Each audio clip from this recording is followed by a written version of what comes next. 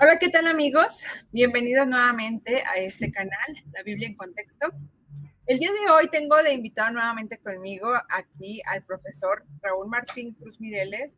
Ustedes ya lo conocen seguramente, pero si es la primera vez que estás viendo este video, te cuento que el profesor Raúl es doctor en teología y también es profesor de ciencias bíblicas. Y pues bueno, ya ves aquí abajo el título del video y hoy vamos a hablar de las Septuagintas. Raúl, ¿cómo te encuentras el día de hoy? Muy bien, ¿y tú cómo estás? ¿Cómo va tu canal? Cuéntanos, con este cambio de nombre y todo, ¿cómo va la cosa? Bien, muy bien, parece que ha caído bien el cambio. Ha habido nuevos suscriptores, pero pues igual siempre hay altas y bajas, ¿no? En esto del YouTube hay videos que se hacen más virales que otros y así, pero me siento bien, parece que todo estaba bien. Aquí que en los comentarios nos dejen a ver qué les ha parecido el cambio del nombre y todo. Muy bien, vi que has estado poniendo videos cortos de 20 segundos, de 13 cosas muy, muy pequeñas. Está bastante bueno, tan cosas interesantes que has escogido, me da gusto. La cosa esta del esqueleto de Johanan, el crucificado, lo del el texto bíblico más antiguo, cosas muy interesantes. Yo creo que cada vez es más rico tu canal y eso es importante porque la gente creo que aprende cosas que a menos que se metiera a estudiar en una universidad, en un seminario, difícilmente las aprendería. Muchas gracias, Raúl. No, va bien, va muy bien. Gracias a Dios, todo va marchando. Muy bien. Esperemos que cada vez sea mejor y que cada vez haya más audiencia y que cada vez haya más temas que exponer. Ya les había yo comentado que no siempre de ciencias bíblicas como tal, o sea, me gustaría tocar varios temas, pero pues ya, poco a poquito también. Luego a veces me quiero comer el mundo, ¿no? La clave es que entre más invitados distintos tengas, entre más variedad, mucho mejor. Y creo que lo estás haciendo bien. Miles de vistas en tus videos, tienes uno de más de 60,000, y otros de 8,000, o sea, va bien. Pero el problema es que la gente no interactúa tanto, fíjate, veo que ni el 1% a veces de los que la ven opinan algo, ¿no? En ese sentido sí le falta a la gente ganas de opinar, pero bueno, poco a poco. Sí, poco a poco, Raulito. Y bueno, pues el tema de hoy es esto de la Septuaginta, ¿no? Muchas veces tenemos una cierta idea de lo que es la Septuaginta y nos quedamos con esa idea, ¿no? Es la versión griega de la Biblia o del Antiguo Testamento, es lo que normalmente se cree o se sabe. Pero pues hoy vamos a verlo a más profundidad aquí con el profesor Raúl. Recuerden que pueden dejar sus comentarios también. Aquí, bueno, obviamente este programa lo estamos grabando, pero en los comentarios siempre estamos atentos, tanto Raúl como yo. Entonces, Raúl, voy a agregar la transmisión. Ahí está. Ya apareció. Entonces, ahí estamos. Sí. Ok. ¿Qué digo entonces? Vamos a hablar de algo, lo voy a echar a andar en tamaño completo. Genial. Vamos a hablar de un tema, de algo que no existe y que tal vez jamás existió, la Septuaginta. ¿De acuerdo? ¿Y por qué lo digo así? Otra vez por lo que decía hace ratito de que quien no hubiera estudiado, mucha gente cree que leer es muy interesante o leer un libro cualquiera, aunque sea de un buen autor, en el sentido de alguien con mucha información, es lo mismo que estudiar un tema. Y en cierto sentido eso es falso y en otros correcto. Sí, sí están estudiando un tema, pero lo están estudiando desde una perspectiva de muy interesante o de algún autor y no a profundidad, como alguien que como los que nos especializamos en esto, lo estudiamos. Yo les recomiendo a esas personas que quieren saber de eso, que no se queden con un autor o con su propia visión personal, con su idios, de ahí viene la palabra idiota. En griego, idios es aquel que está encerrado en sí mismo, que no tiene más mundo que sus opiniones. Entonces, hay que ver muchas opciones, hay que ver un montón de autores para empezar a tener una formación en estos temas, como en cualquier cosa de cultura. Y en el caso de la Septuaginta, quizá jamás existió la Septuaginta como ustedes se lo imaginan, y lo que es prácticamente seguro es que hoy no existe, al menos como ustedes la están imaginando o como se las han vendido. ¿Queda esto claro, mi querida Normita? Ok, sí. Ahora, vamos a justificar semejantes palabrotas que estoy diciendo. Vamos a platicar de las muchas Septuaginta Dua. Ese es el nombre correcto que les voy a dar y les voy a explicar por qué no es Septuaginta, sino Septuaginta Dua. Y empezamos, por supuesto, con la importancia de la Septuaginta Dua. Si no hubiera existido, Napoleón no habría descubierto América. ¿Sabías eso? ¿Cómo? Si no hubiera... La Septuaginta, al menos de la forma en que yo les voy a explicar que sí existió o parece haber existido, si no hubiera existido así, Cristóbal Colón no habría podido descubrir América. Ok. ¿Por qué? Primero empiezo contando que Cristóbal Colón, ahí está su fecha de nacimiento y muerte, 1451, por ahí no sabemos cuándo nació, 1506 sí sabemos cuándo nació porque era famoso entonces. Se llamaba realmente Cristóforo Colombo, y eso quiere decir, traducido a nuestro castellano contemporáneo, Colombo, paloma, Cristóforo, el que anuncia a Cristo, paloma portadora de Cristo, ¿de acuerdo? Yo no sé si ustedes saben que Cristóbal Colón vivió toda su vida convencido de que él era un elegido de parte de Dios para hacer una serie de cosas, por ejemplo, para descubrir el camino a las Indias. ¿Sí sabías eso? Creo que lo había escuchado en la escuela, pero así muy por encima, no. Bueno, él escribió su libro de las profecías. ¿Lo has leído, el libro de las profecías de Cristóbal Colón? No. Bueno, él escribió un libro que se puede comprar, aquí tengo un facsímil del libro que se vende hasta el facsímil, que se llamaba originalmente así, libro o colección de autoridades, dichos, sentencias y profecías de la recuperación de la Santa Ciudad y del monte de Dios Sión, y acerca de la invención y conversión de las islas de la India y de todas las gentes y naciones a nuestros reyes hispanos. Y si tú ves el original escrito por Cristóbal Colón, abajito tiene un añadido, profecías que juntó el almirante don Cristóbal Colón de la recuperación de la Santa Ciudad de Jerusalén y del descubrimiento de las Indias dirigidas a los reyes católicos. Bueno, ¿por qué digo yo que sin la Septuaginta Colón no descubre América? Por esto. Hubo un hombre, Pierre de Ailly, Petrus Ailiciensis o Petrus de Aliaco, como le quieren llamar, obispo y cardenal. El antipapa Juan XXIII lo nombró cardenal, así que si ustedes siguieron a los antipapas le pueden llamar cardenal, si no lo siguieron nunca, pues entonces les dejemos en obispo. Pero Pierre de Ailly escribió en 1410, antes de que la imprenta esté popularizada en el occidente, un librito que circuló mucho en manuscrito y que cuando la imprenta se empieza a popularizar por ahí de 1450 se imprimió también mucho desde el principio. Se llama así, Imago Mundi, la imagen del mundo, ¿ok? Es una cosmografía en donde se habla de lo que hoy llamaríamos geografía y astronomía mezcladas. Y era muy importante porque les servía, entre otros, a los navegantes.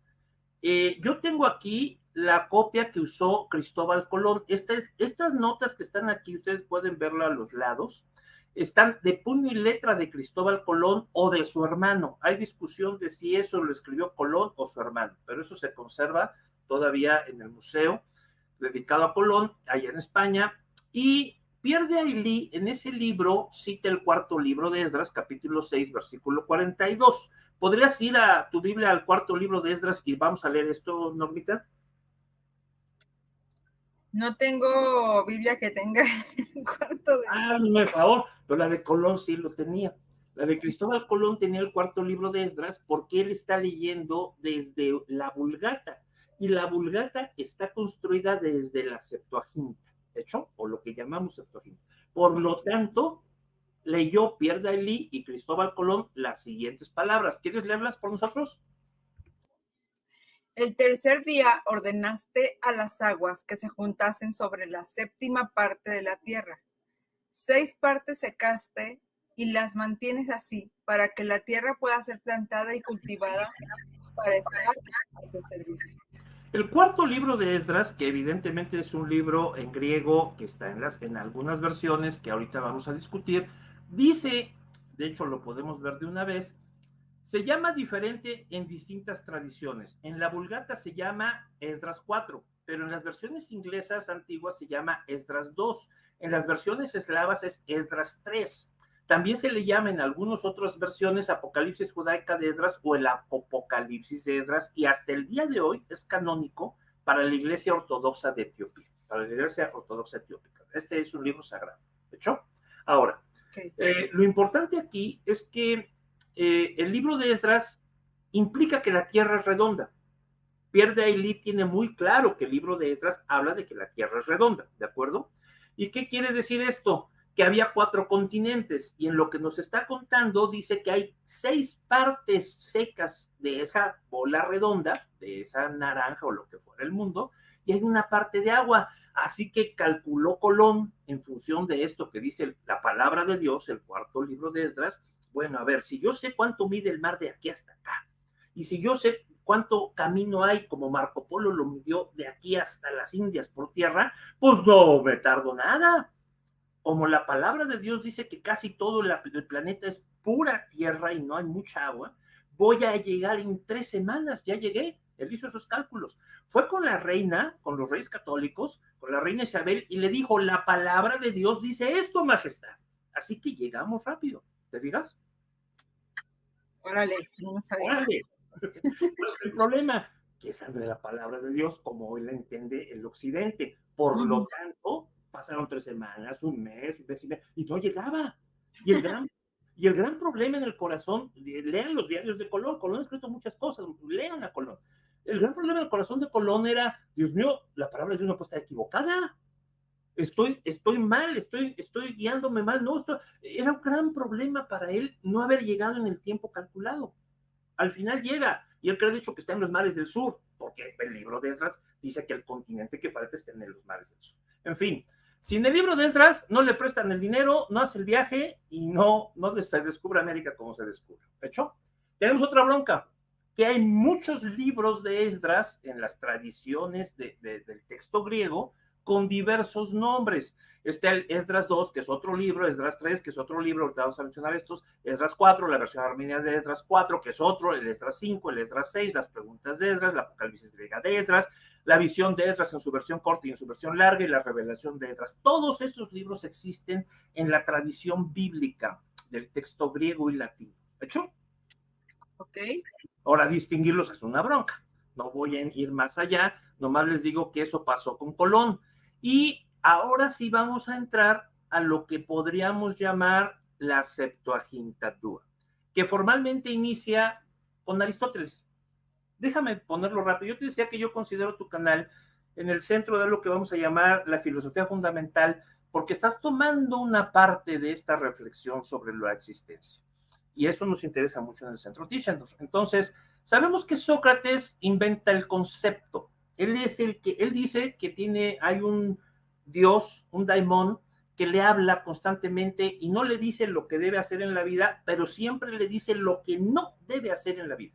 Y su daimón siempre le aconsejó que nunca se metiera en la política. Y la única vez que se metió en la política, dice él, miren, estoy bebiendo la cicuta, ¿no? Me condenaron a muerte. Pero él siempre siguió a y esa vez que se metió en la política, se metió porque su daimón le dijo o sea, no le prohibió entrar ahí. Y lo menciono porque es uno de tantos ejemplos en la historia de hombres y mujeres que afirman que Dios o los dioses les dijeron, les revelaron cosas.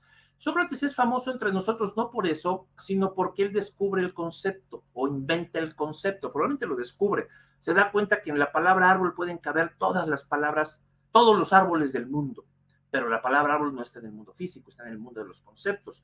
Aristócles, que es su alumno, la mayor parte de la gente lo conoce como Platón, pero se llamaba Aristócles. Aristócles desarrolla mucho esta idea de los conceptos y Aristóteles inventa lo que hoy llamamos la lógica o la lógica aristotélica, que es la forma de unir conceptos, ¿ok? ¿Por qué llego hasta ellos? Porque la Septuaginta en el fondo surge por culpa de Aristóteles, el alumno de Platón, el alumno de Sócrates, ¿ok?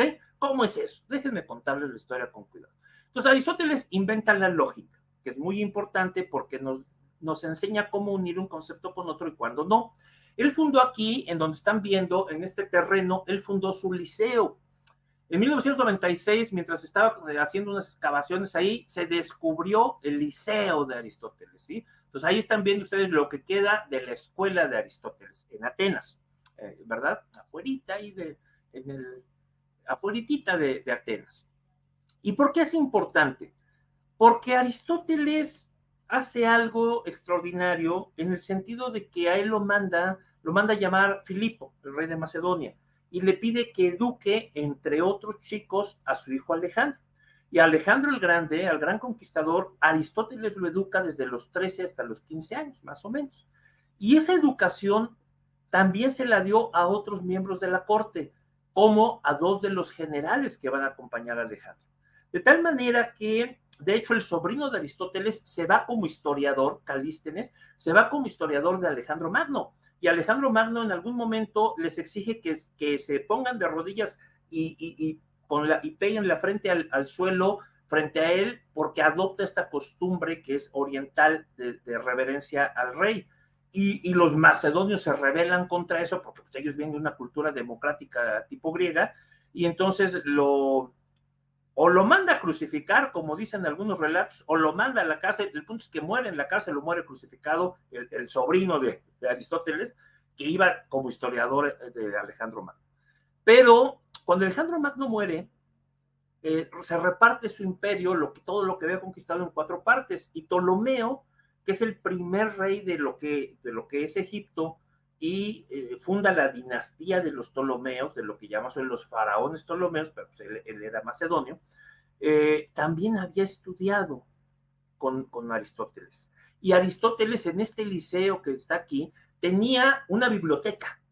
Y él es con probablemente más de 10,000 rollos, o sea, una biblioteca muy rica, con muchísimo interés le había enseñado a sus alumnos que era fundamental tener un jardín botánico, una biblioteca, un zoológico, todo eso lo tenía ahí, en lo que están viendo ustedes Aristóteles, en chiquito, pero lo tenía.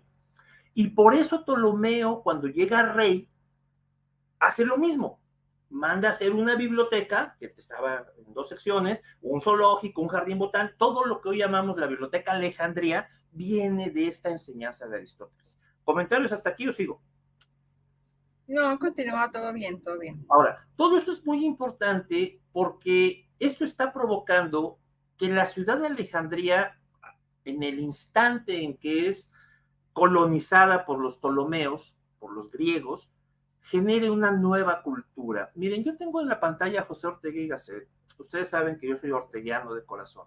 Una de las cosas que yo hago es seguir mucho el pensamiento de Ortega, porque me parece uno de los contados seres humanos que ha visto bastante más lejos que el promedio.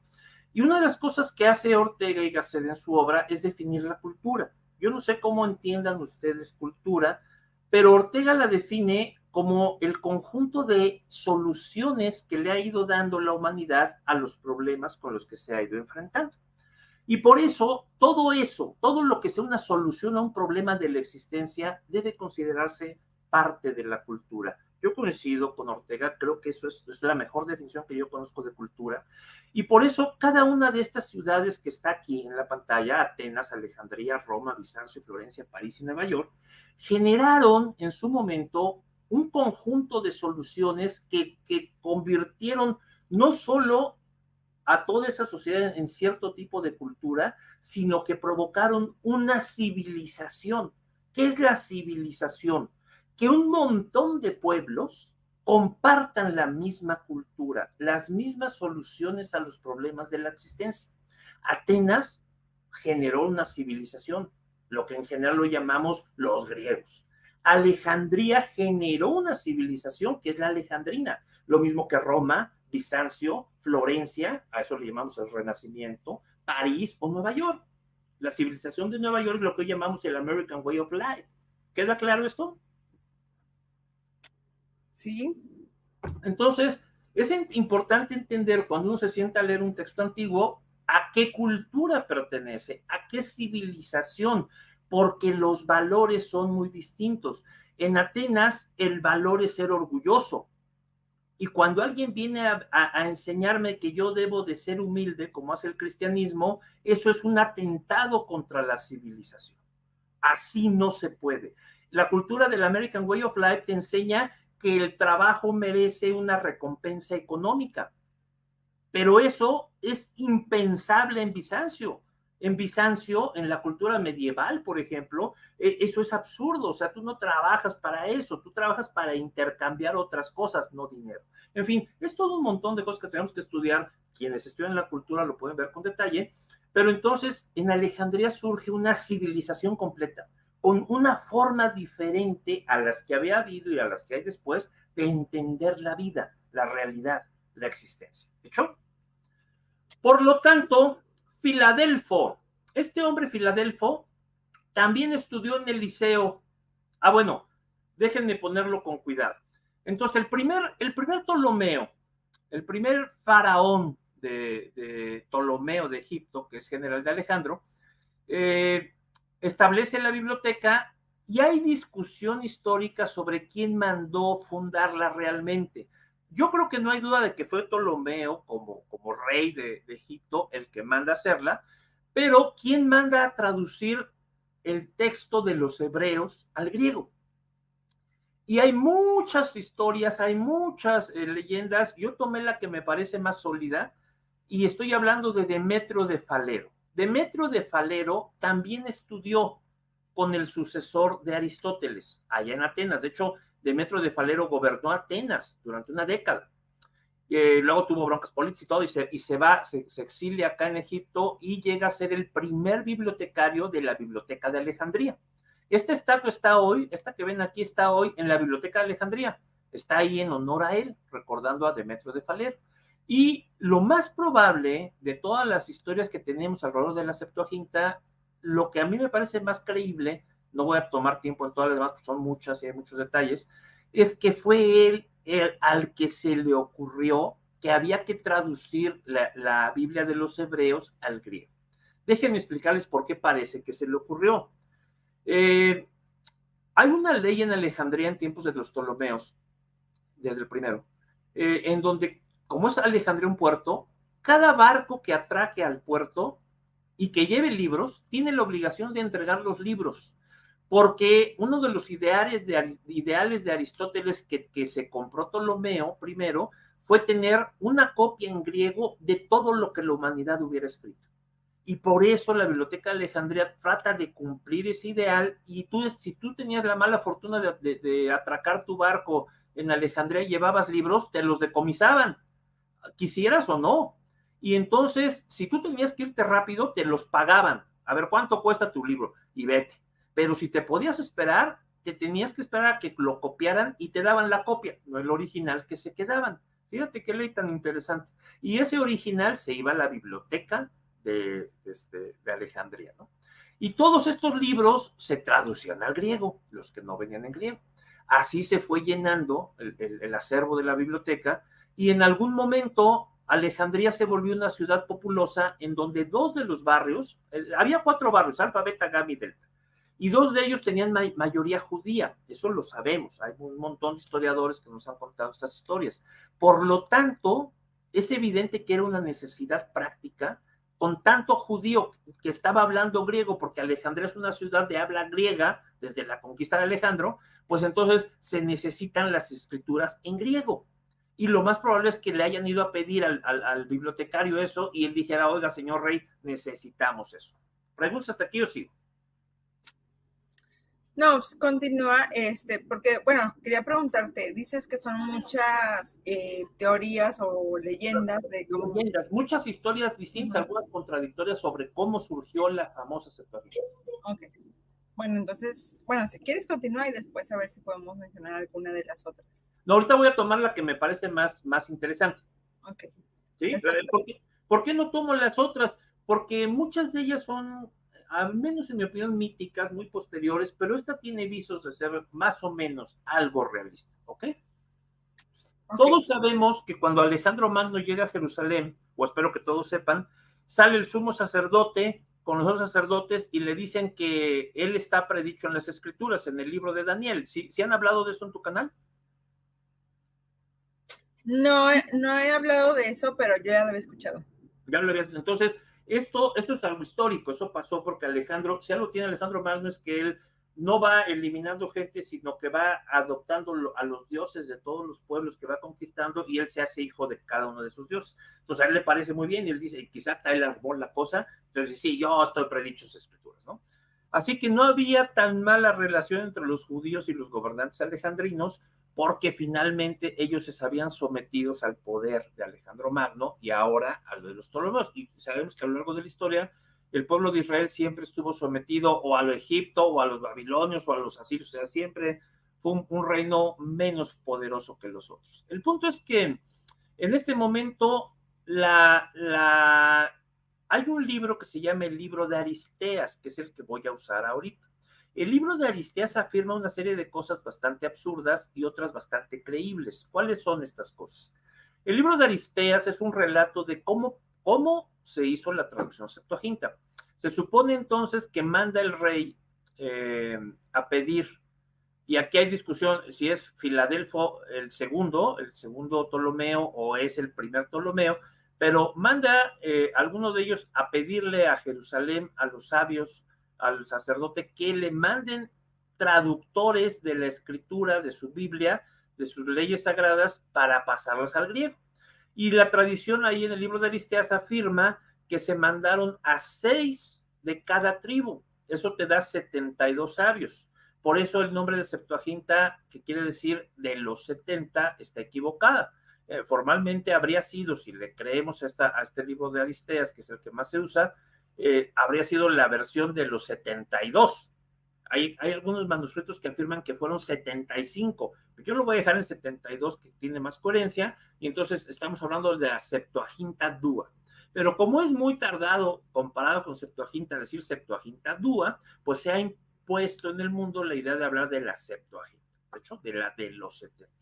Cuenta este libro de Aristeas que llegan los sabios, y como otros relatos de la época, de aquellas culturas, primero el faraón les hace una serie de preguntas a ver si de verdad son tan sabios como dicen, queda convencido de que son sabios, ahí se avientan un chorro de páginas del libro de Aristeas, bien todo ese relato de cuando está platicado con el faraón los sabios, y luego los manda a encerrar supuestamente a cada uno en un cuarto independiente, o sea, cada uno solito en una habitación en la isla de Faros, donde está el famoso Faro de Alejandría, y ahí los mete a todos y les pide que todos traduzcan, y que no va a creer en la traducción si no salen todos con la misma. Yo creo que todo esto es falso, yo creo que esto se construyó en los siglos posteriores, pero eso dice el libro.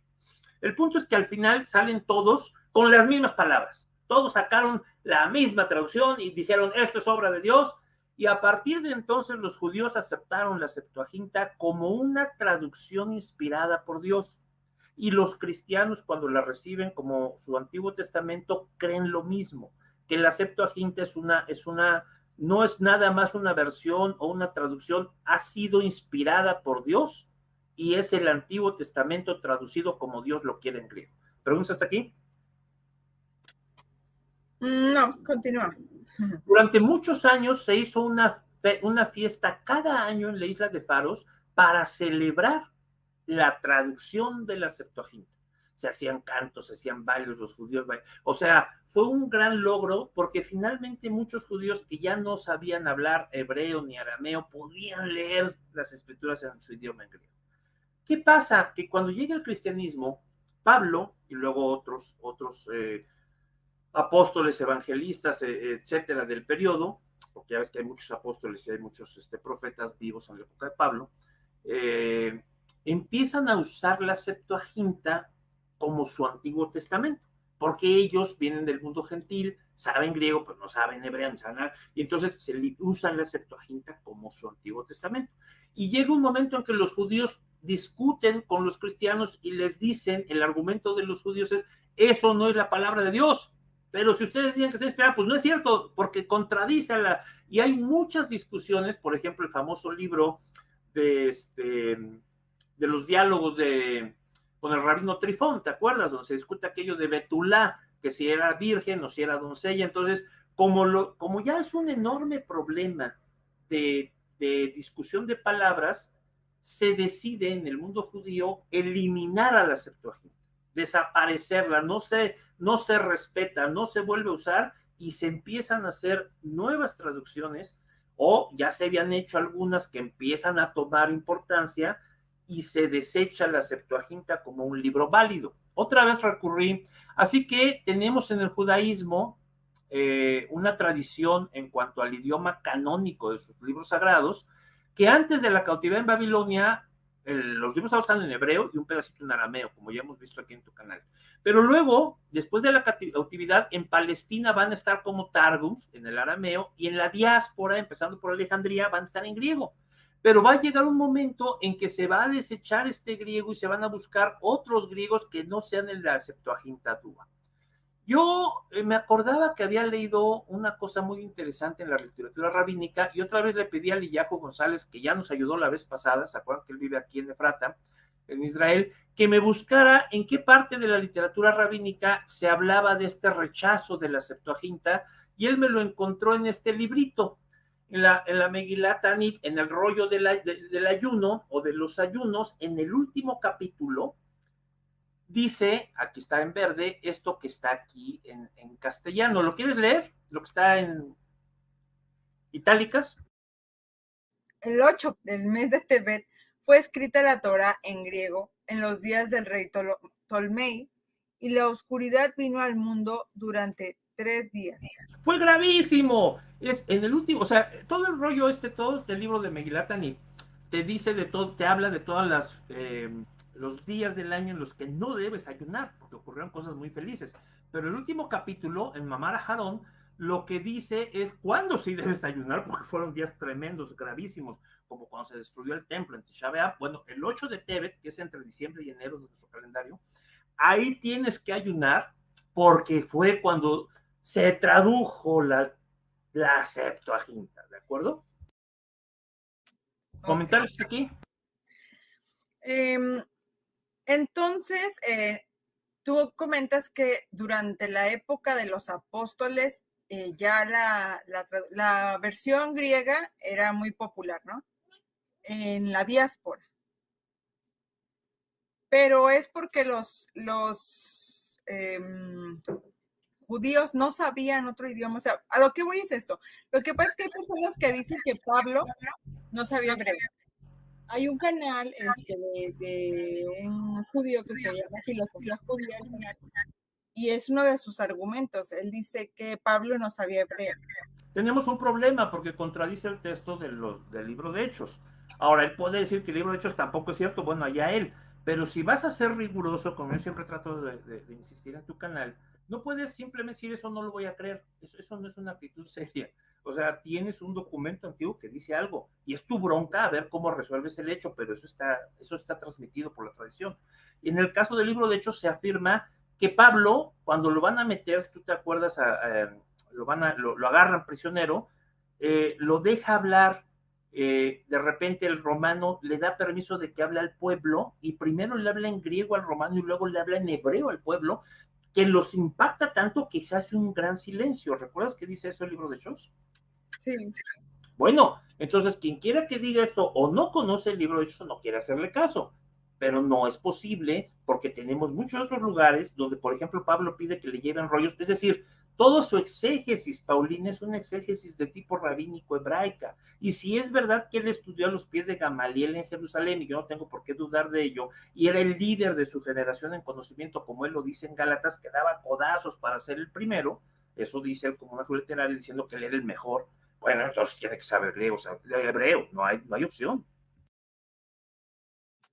Ok. Bueno, si quieres después en otro programa podemos hablar un poquito más de Pablo. Sí, Pablo es hermoso, un gran hombre de Dios que desobedece mucho a Dios, que pelea contra Dios y que al final muere por Dios. Bien interesante. Pero bueno, a ver, retomamos entonces esto.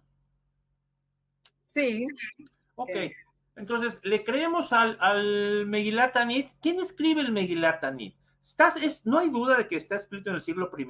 Cuando haces el análisis del tipo de palabras, etcétera, es claro que estamos frente a una obra que fue originalmente redactada en el siglo I.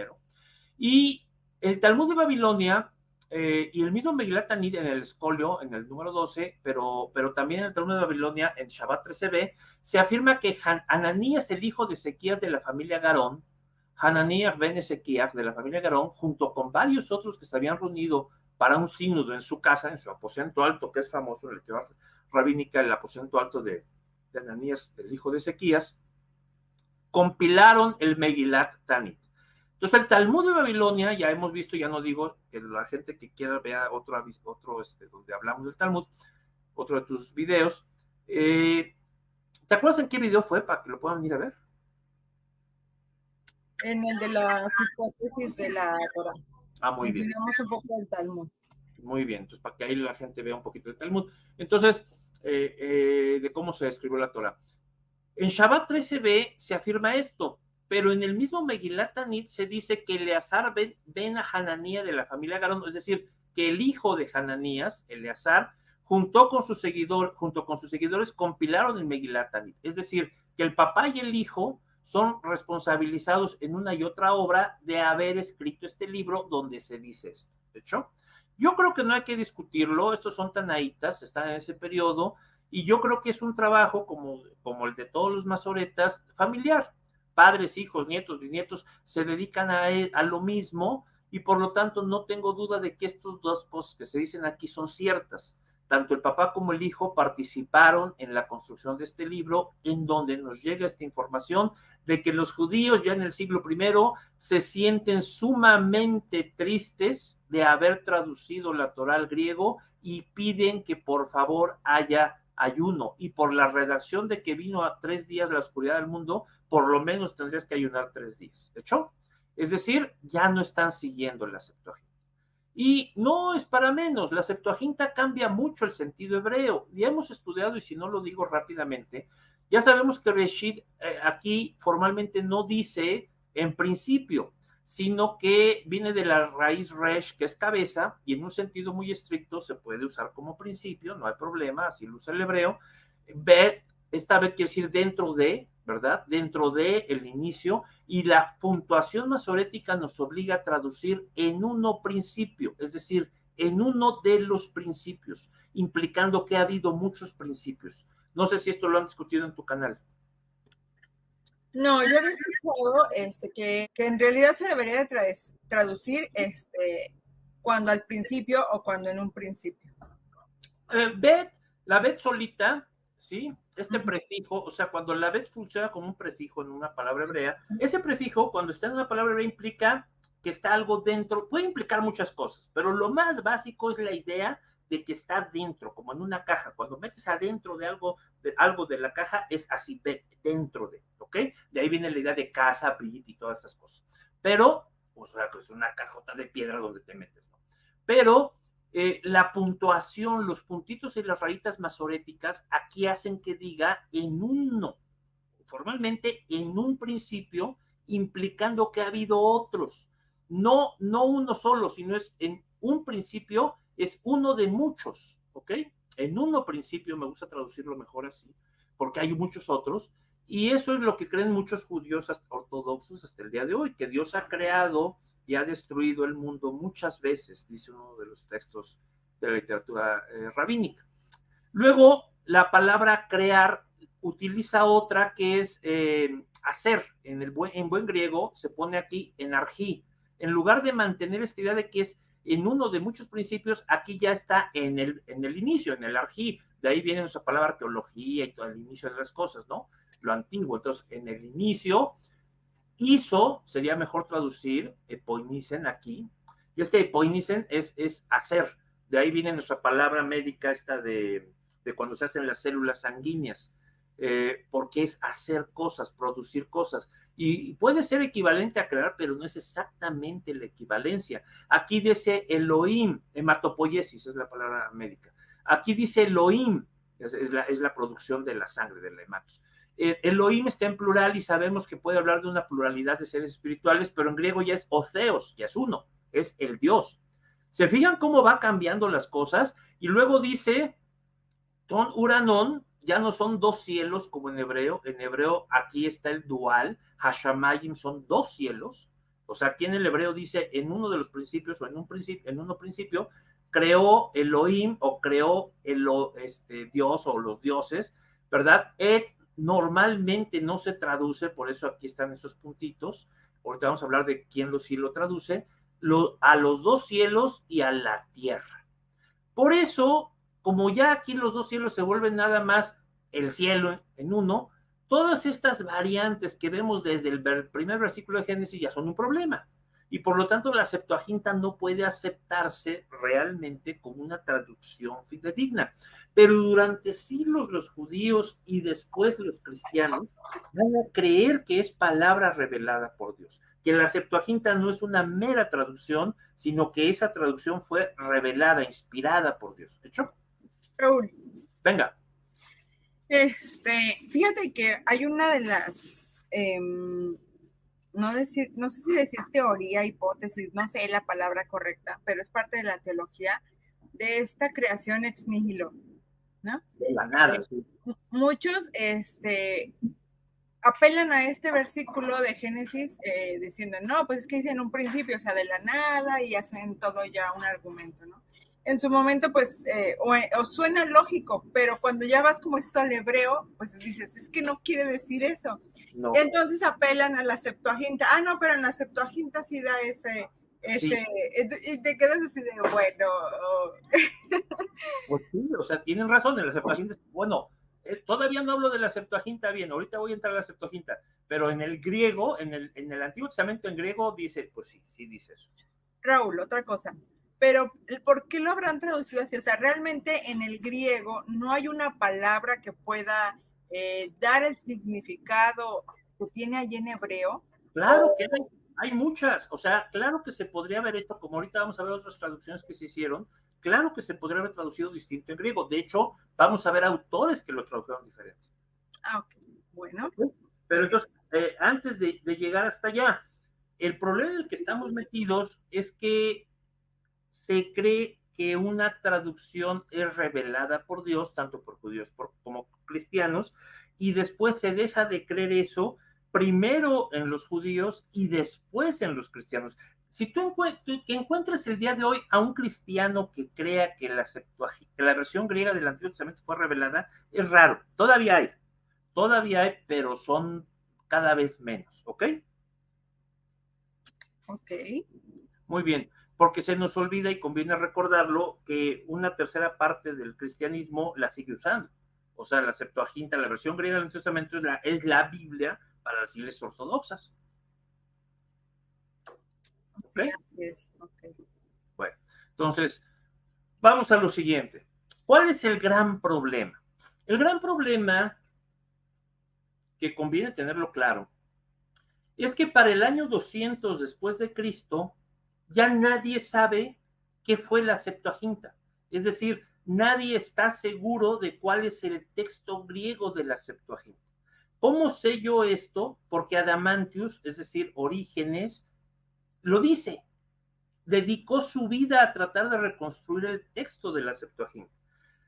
Primero, no sabemos qué tradujeron los famosos 72 sabios judíos. ¿Tradujeron todo el Antiguo Testamento? ¿Tradujeron nada más el Pentateuco? ¿Tradujeron nada más el Génesis? ¿Tradujeron el Deuteronomio? Nadie sabe, ¿ok? No tenemos datos fidedignos de qué tradujeron. La mayor parte de la gente, yo me incluyo en ellos, pensamos que solo tradujeron lo que sería la Torá, sería lo lógico, por los tiempos por el tiempo que les llevó, por lo que hacía falta, por lo que les pidieron. Yo pienso que solo les dio el dinero, el tiempo, la capacidad, la situación de Alejandría en su momento para traducir solo el Pentateuco. Yo no creo que fuera, como dice el libro de Aristeas, yo creo que fue un trabajo más formal, de que se juntaron todos en Faros y se iban poniendo de acuerdo, y por eso salieron todos con la misma, porque trabajaron todos en conjunto, pero nadie sabe, y en ese sentido empecé diciendo que la Septuaginta quizá jamás existió, porque si ustedes piensan que estos 72 sabios trabajaron todo el Antiguo Testamento, eso lo más seguro es que jamás ocurrió. Y ahorita les voy a dar las evidencias de por qué creo que eso es así. ¿Comentarios aquí? Sí. Entonces, esta versión de que los sabios se juntaron para traducirla, sí tiene verosimilitud, pero no así de que fueron separados y que cada uno, no, sino que quizás fue un trabajo conjunto, como dices tú. Yo creo que eso es lo más probable, por otras fuentes, en fin, es lo más seguro, y que no les habría dado posibilidad de traducir más allá de la Torah, y quizá ni la Torah completa. ¿Okay? Y estos sabios eran de la diáspora. No, los mandaron de Jerusalén. ¿Escribas? ¿Perdón? Eran escribas. Se supone que eran eruditos judíos que vienen del templo, o sea, que vienen de Jerusalén, que son enviados por el sumo sacerdote para ese trabajo. Ok. Ahora, ¿qué es lo importante de esto? Entonces, ¿qué fue la Septuaginta original? Porque ahorita, en el momento en que está viviendo Orígenes, yo no sé si ustedes conocen la historia de Orígenes. ¿Han hablado de Orígenes en tu canal? No.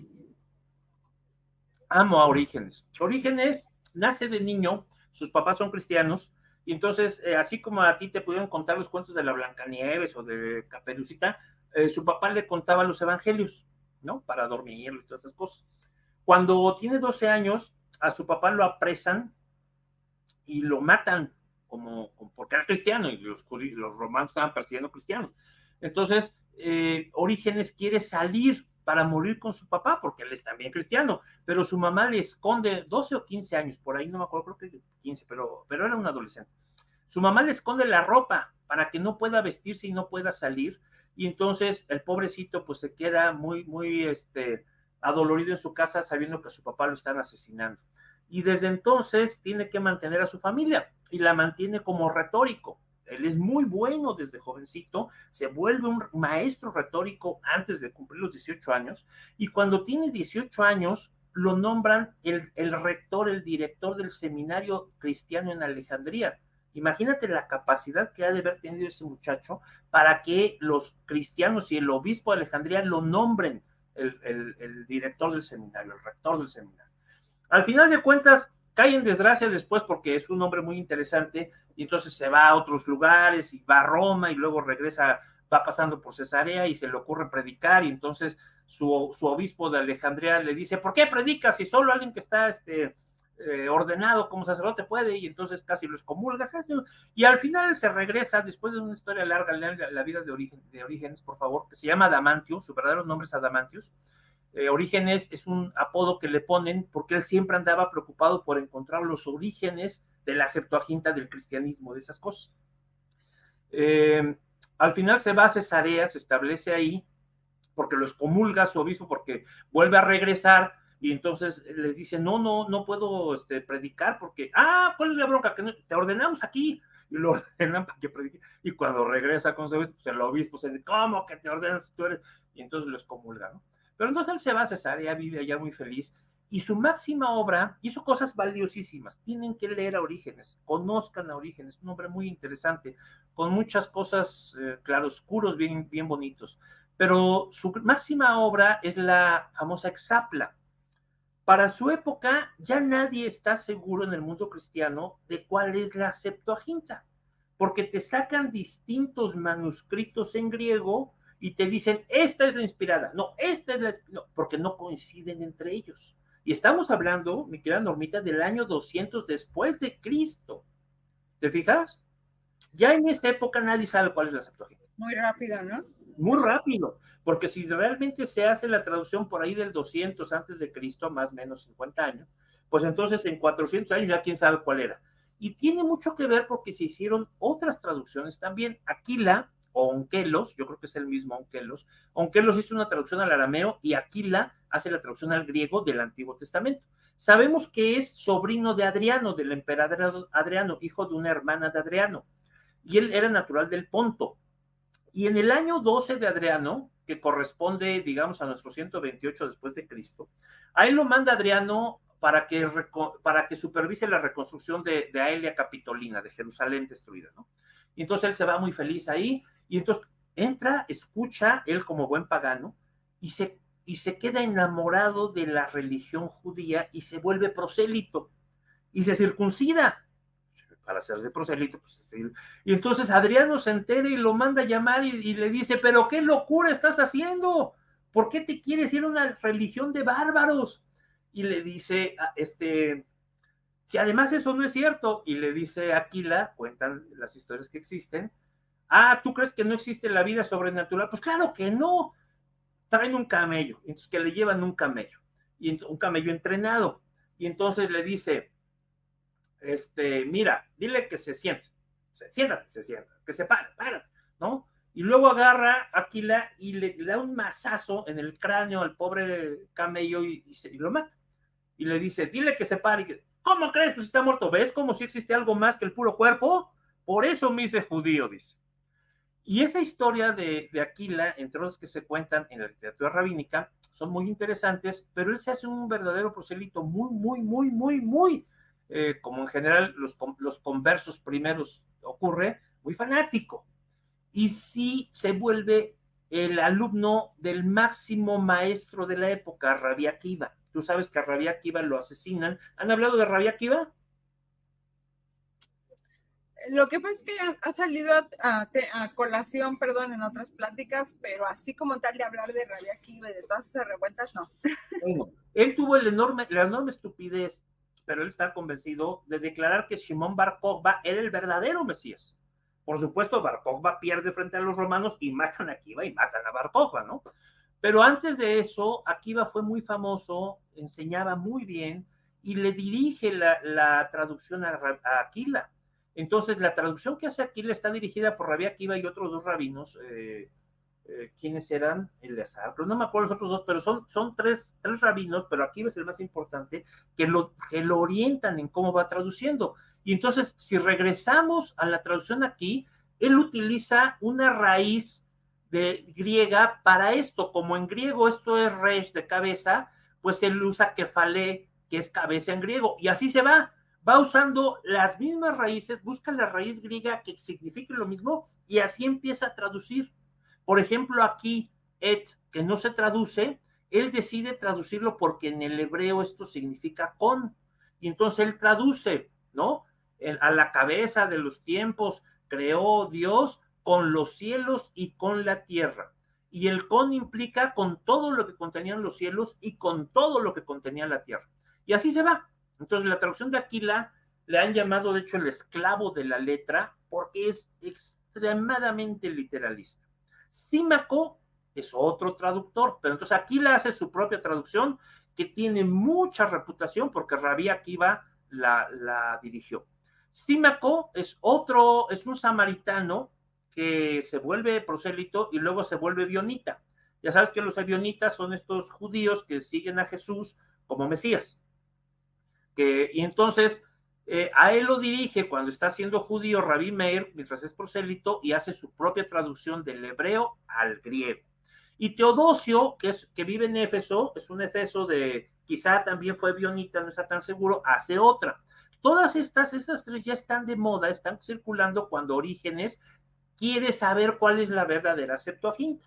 Así que Orígenes, estando ya en Cesarea, lo que hace es agarra un pergamino y tira columnas, hace columnas. En la primera columna va a colocar palabra por palabra todo el Antiguo Testamento. Imagínate ese trabajo.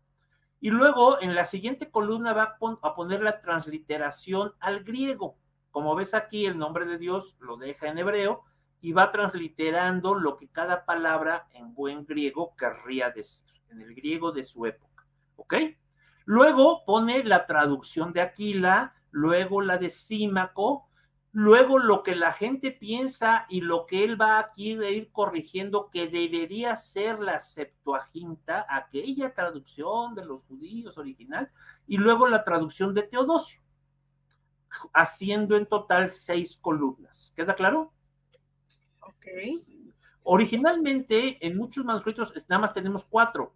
Aquila, Símaco, lo que habría sido la Septuaginta y Teodosio.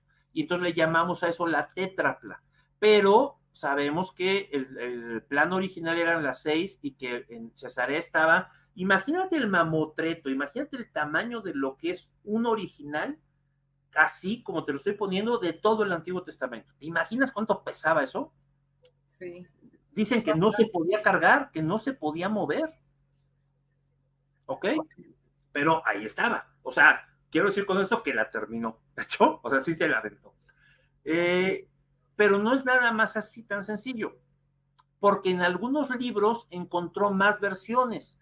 Por ejemplo, en la ciudad de Nicópolis encontró un Pentateuco del 1 al 4 de Reyes. Ya sabes que en la Septuaginta Samuel y Reyes se llaman todos Reyes. O sea, primera Samuel, primera Reyes, Job, Salmos, Cantar de los Cantadores y un rollo de los profetas. Entonces hizo una 7ª columna para estos libros.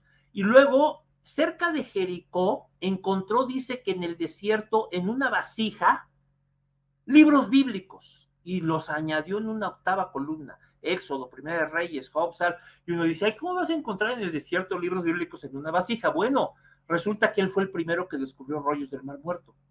¿Quieres leer lo que él escribe aquí en azul? Algunos manuscritos bíblicos, bueno, desde el título siglo II, Adamantius, Orígenes. Algunos manuscritos bíblicos dentro de una vasija de barro cerca de Jericó en tiempos de Antonio Caracalla, 211 al 217 después de Cristo. Ok, esa es la sexta versión, lo que le llamamos la octava columna de lo que se llama a veces, ¿verdad? La eneapla, aquí me falta una N, o la octapla. ¿Qué quiere decir esto? Aquí está el Mar Muerto, aquí está el Qumran, aquí está Jericó, entonces, y aquí está la Cueva 2. Entre donde encontramos todos los rollos y Jericó hay poca distancia. Cuando quién sabe por qué andaba ahí Orígenes, encontró en una vasija, igual que los Mar Muerto, libros bíblicos en el desierto. ¿Tú crees? No lo había escuchado, pero lo creo, ¿no? Pues bueno, cuando fueron las revueltas, se sabe que estuvieron guardando y conservando o buscando la forma de guardar sus textos, entonces. Yo estoy seguro, pero no hay ninguna fuente. Lo que voy a decir es totalmente fantasioso, que así deberían decir todos los de las teorías que luego mencionan aquí, que son fantasías. Esta es mi fantasía. Yo estoy seguro en fantasía de que debe haber oído chismes de alguien que le decía, allá en esa región hay guardados libros en las cuevas y alguien los vio. Yo pienso que solo así podría haber ido a buscar algo ahí, si no, ¿quién va a encontrarlo? ¿Cómo fue que fue? ¿Por qué fue? Se han encontrado otras veces. El patriarca de Seleucia nos cuenta que en el siglo VIII se descubrieron libros bíblicos en una cueva en Jericó.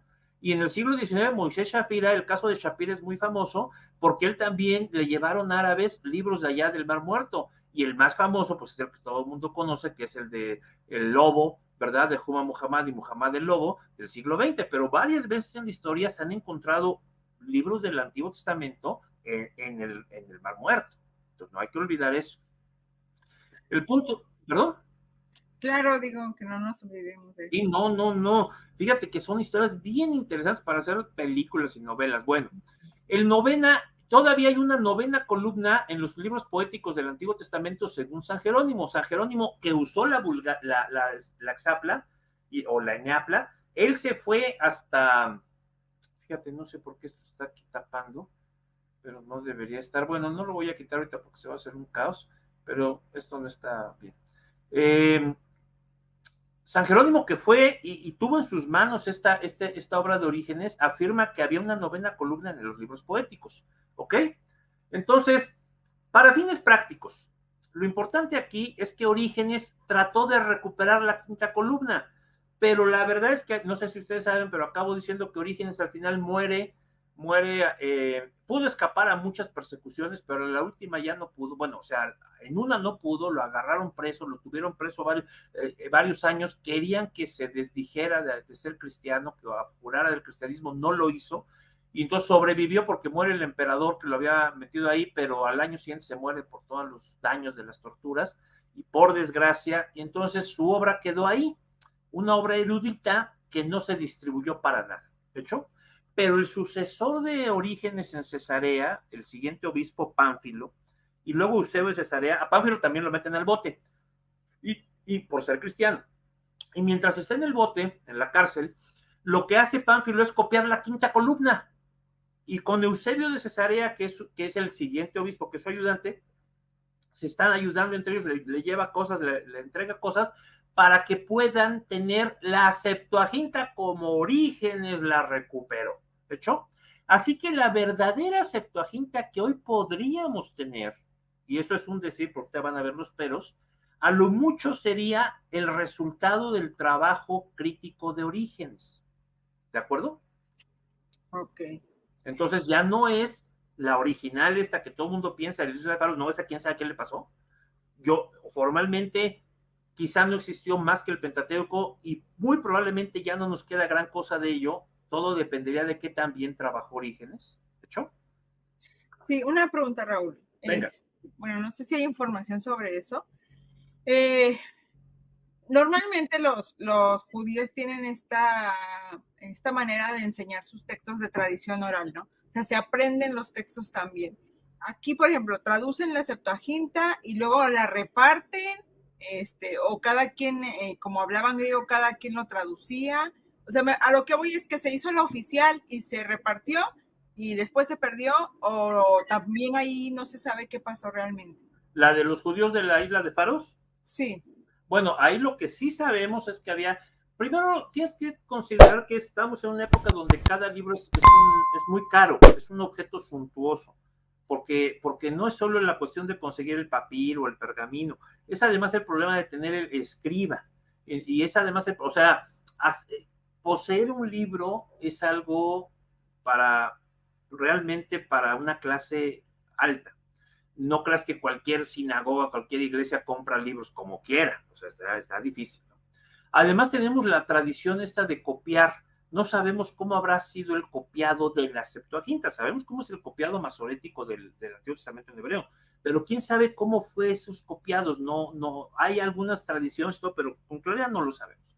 Pero lo más importante de todo es que en este mundo, en esta cultura, pues esa Septuaginta que pudo existir por lo menos una copia en las sinagogas más importantes de la diáspora, va a llegar un momento en que se va a desechar porque es evidentemente la perversión que usa el cristianismo.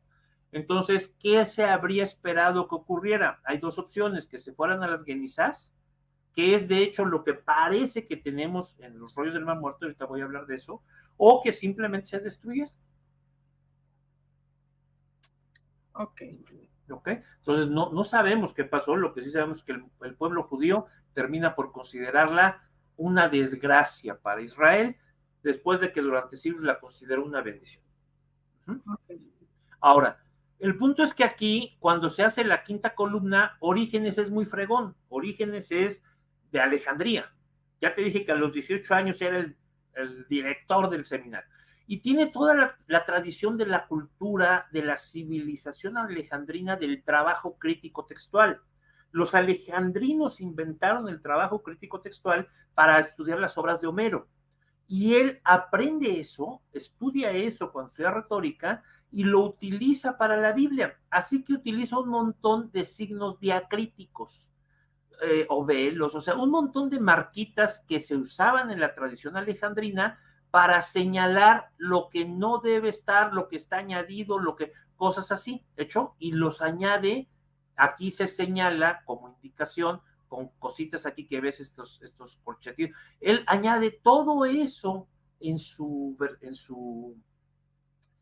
quinta columna.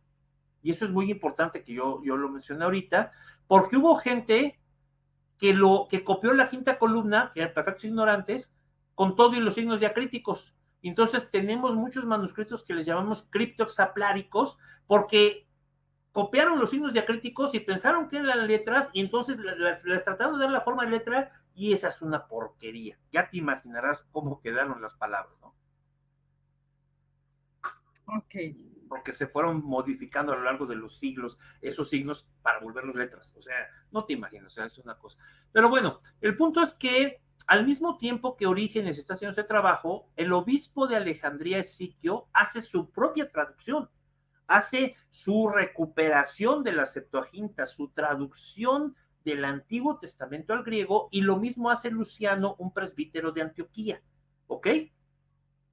Así que por ahí del año 400 después de Cristo, tenemos tres tipos textuales diferentes compitiendo. A los tres se les llama Septuaginta, pero son distintos entre ellos. En Alejandría y en Egipto se va a imponer la del obispo Esiquio.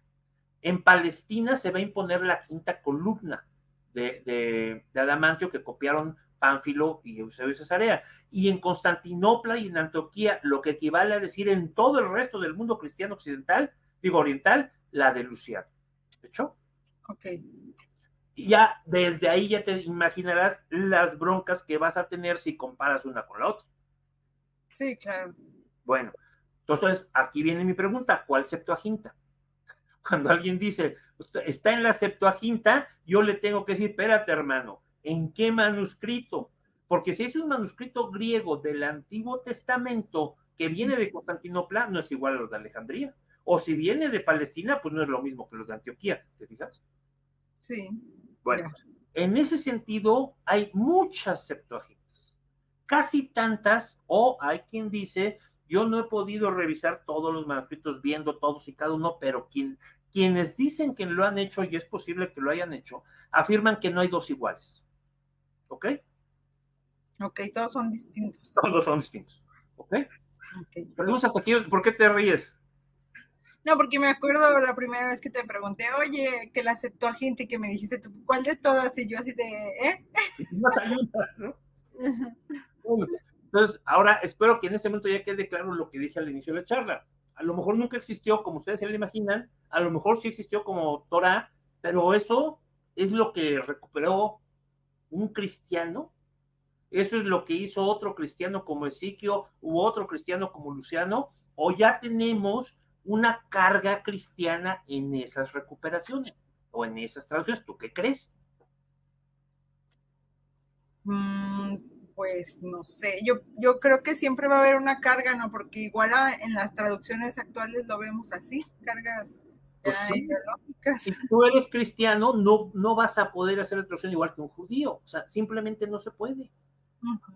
Ahora, los códices más antiguos de la Septuaginta están entre los siglos IV y V, porque ya sabes que siempre hay discusión entre los expertos por la paleografía, por la datación, por como quieras tú, de cuándo es realmente un códice. Pero estos cuatro que tienen en pantalla son las cuatro Septuagintas más antiguas, completas o casi completas, porque en los rollos del Mar Muerto tenemos, sin lugar a dudas, algunos rollos, algunos fragmentos en griego del Antiguo Testamento, sí, pero un códice como tal, así con los libros acomodados, completo o casi completo, que alguna vez estuvo completo, solo estos. ¿De hecho? El Sinaítico, el Betze, el Alejandrino y el Vaticano. Son los más antiguos y todos se remontan cuando más temprano al siglo IV después de Cristo. Es decir, estoy hablando de los años 300, 100 años después de Orígenes y 500 años después de que se hubiera hecho la Septuaginta de la isla de Faros. ¿Ok? Ok. Pero lo más importante, con una nueva religión en medio. Ya no es el judaísmo, son los cristianos los que la copian, los que la transmiten y los que la estudian. Ya no los judíos. Y ya un cristianismo un poquito más formado, ¿no? Que el reciente, que el naciente. Exactamente. ¿De hecho? Entonces, si tú me dices, San Pablo usó la Septuaginta de la isla de Faros, yo te diré, pues quién sabe, puede ser, no sé. Pero si tú me dices que San Pablo usó una de estas Septuagintas, yo te digo que no lo creo. Pues no. No. No, sí, porque se copió con mucha fidelidad y Origen hizo un gran trabajo. Pues eso ya queda a juicio de qué tanto conoce el trabajo de Luciano, el de Ciclo, cómo, o sea, y contra qué comparas. Tienes testigos, ¿no? Claro. Ese es Okay. el verdadero problema de la Septuaginta. Me voy a acercar a cada uno de ellos para que los vean de cerca. El Códice Sinaítico, por ejemplo, fíjate qué letra tan clara, tan bonita, ¿te fijas? A veces con alguna corrección, un añadido por aquí, algunos simbolitos curiosos por los lados. El Vaticano, también, fíjate, el Vaticano, que es este a 3 columnas, ¿lo ves qué padre? Vean qué hermosa forma de escritura, ¿lo ven qué claro está? Con sus, a veces con sus detallitos aquí remarcados, que ahorita mencionamos alguno. Este es el alejandrino. Entonces, como ustedes pueden ver, son todas mayúsculas. Y como pueden ver, no hay separación entre palabras, no hay párrafos. ¿Se fijan? No hay comas, no hay puntos. Ahora, divide eso para hacer exégesis. Entiendo. ¿Verdad? Esa es la bronca real de cuando quieres hacer una exégesis teológica, bíblica, pues no está sencilla. Y esto es ya una Septuaginta del siglo XV. Ve la mano ya medieval, ¿te fijas? Esto no se parece para nada a esto. Y en este proceso de siglos, ¿qué tantos cambios, cantidad de cosas, porque ya tienes acentos, ya tienes separación de palabras, ya tienes signos diacríticos. O sea, ya es otro mundo. Por eso estudiar la Septuaginta es estudiar toda esta historia. No Claro. me da tiempo, nomás lo menciono. Como otra vez digo, cada transparencia nos llevaría un siglo. El primer editor oficial del canon es Eusebio de Cesarea. Yo no sé si tú alguna vez te has preguntado quién decidió el canon al principio de toda la Biblia. Pero el primero que tuvo la bronca de hacer Biblias con libros ya pegadas oficiales fue este hombre, fue Eusebio de Cesarea. Muchos dirán que fueron los judíos. Bueno, estoy hablando de los cristianos, porque el judaísmo es otra cosa que ahorita voy a entrar a esa bronca.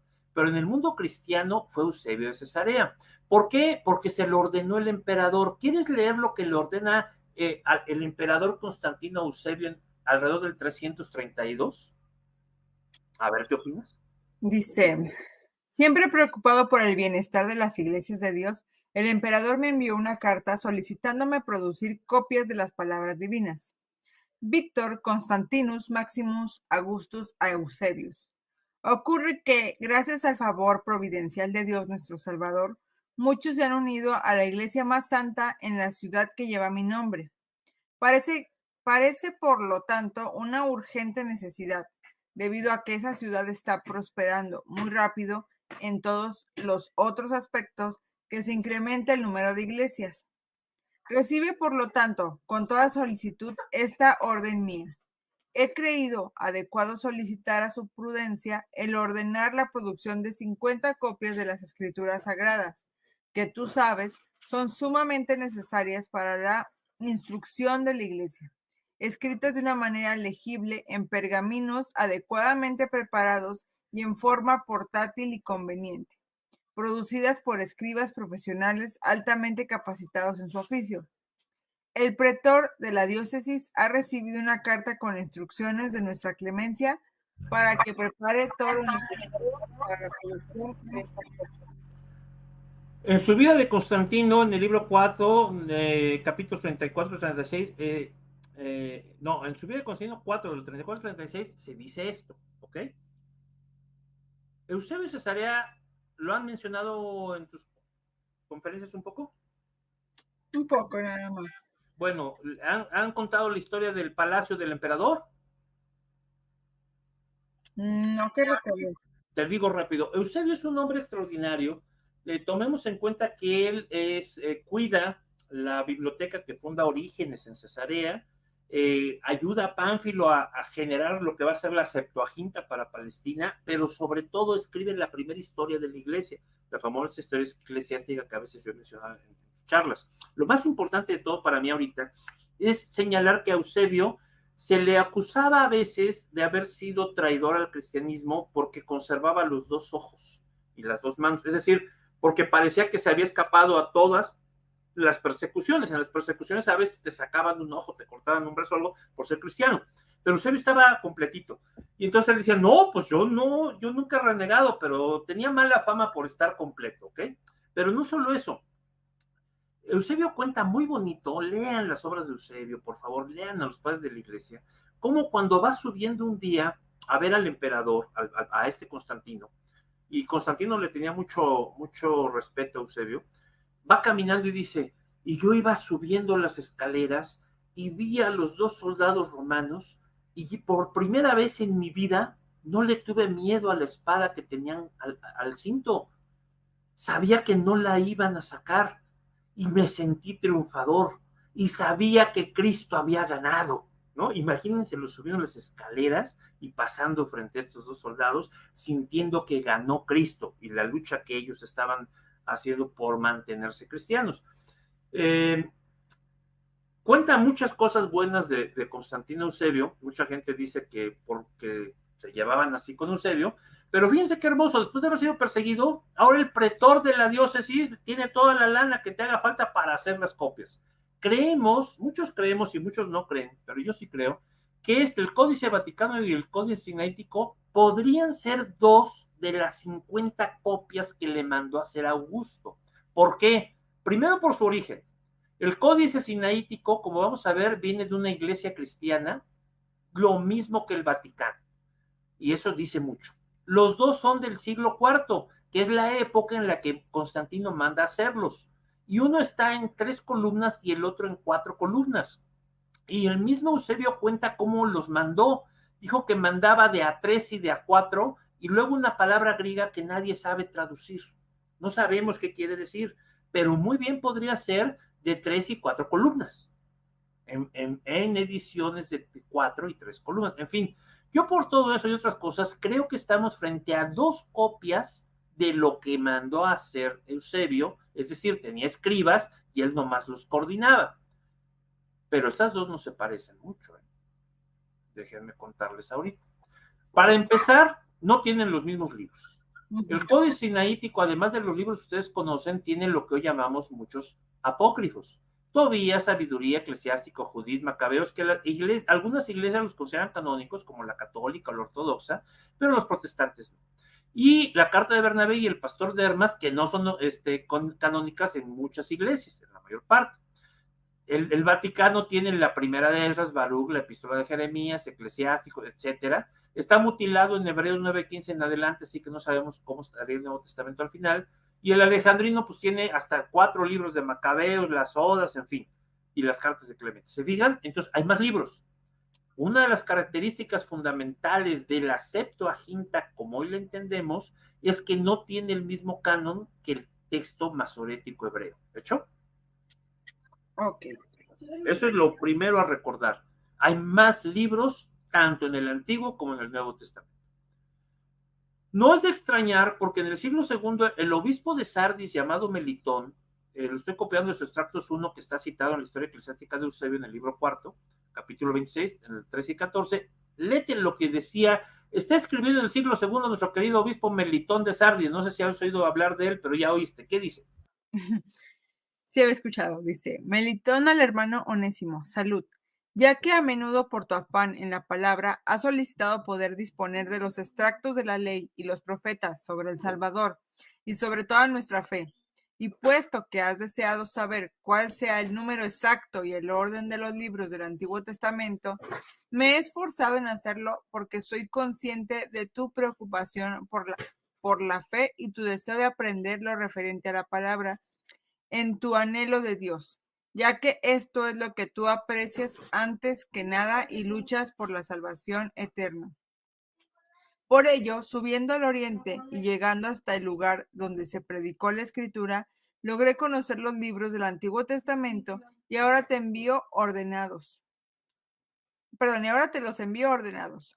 Sus nombres son como sigue: 5 de Moisés, Génesis, Éxodo, Números, Levítico y Deuteronomio. Jesús de Naví, Jueces, Ruth, 4 de los Reyes, 2 de Crónicas, Salmos de David, Proverbios de Salomón o Sabiduría, Eclesiastés, Cantar de Cantares, Job, de los profetas Isaías, Jeremías, los 12 en un único libro, Daniel, Ezequiel, Esdras. Yo hice los extractos de estos libros y los dividí en 6 libros. En el siglo II, un obispo, no un creyente cualquiera, el obispo de la iglesia de Sardis, esta iglesia importante en Apocalipsis, no sabe cuáles son los libros del Antiguo Testamento, ¿te imaginas? Tiene que ir hasta el oriente, hasta Jerusalén, para poder encontrar cuáles son y cómo ordenarlos. ¿Te fijas? Ok.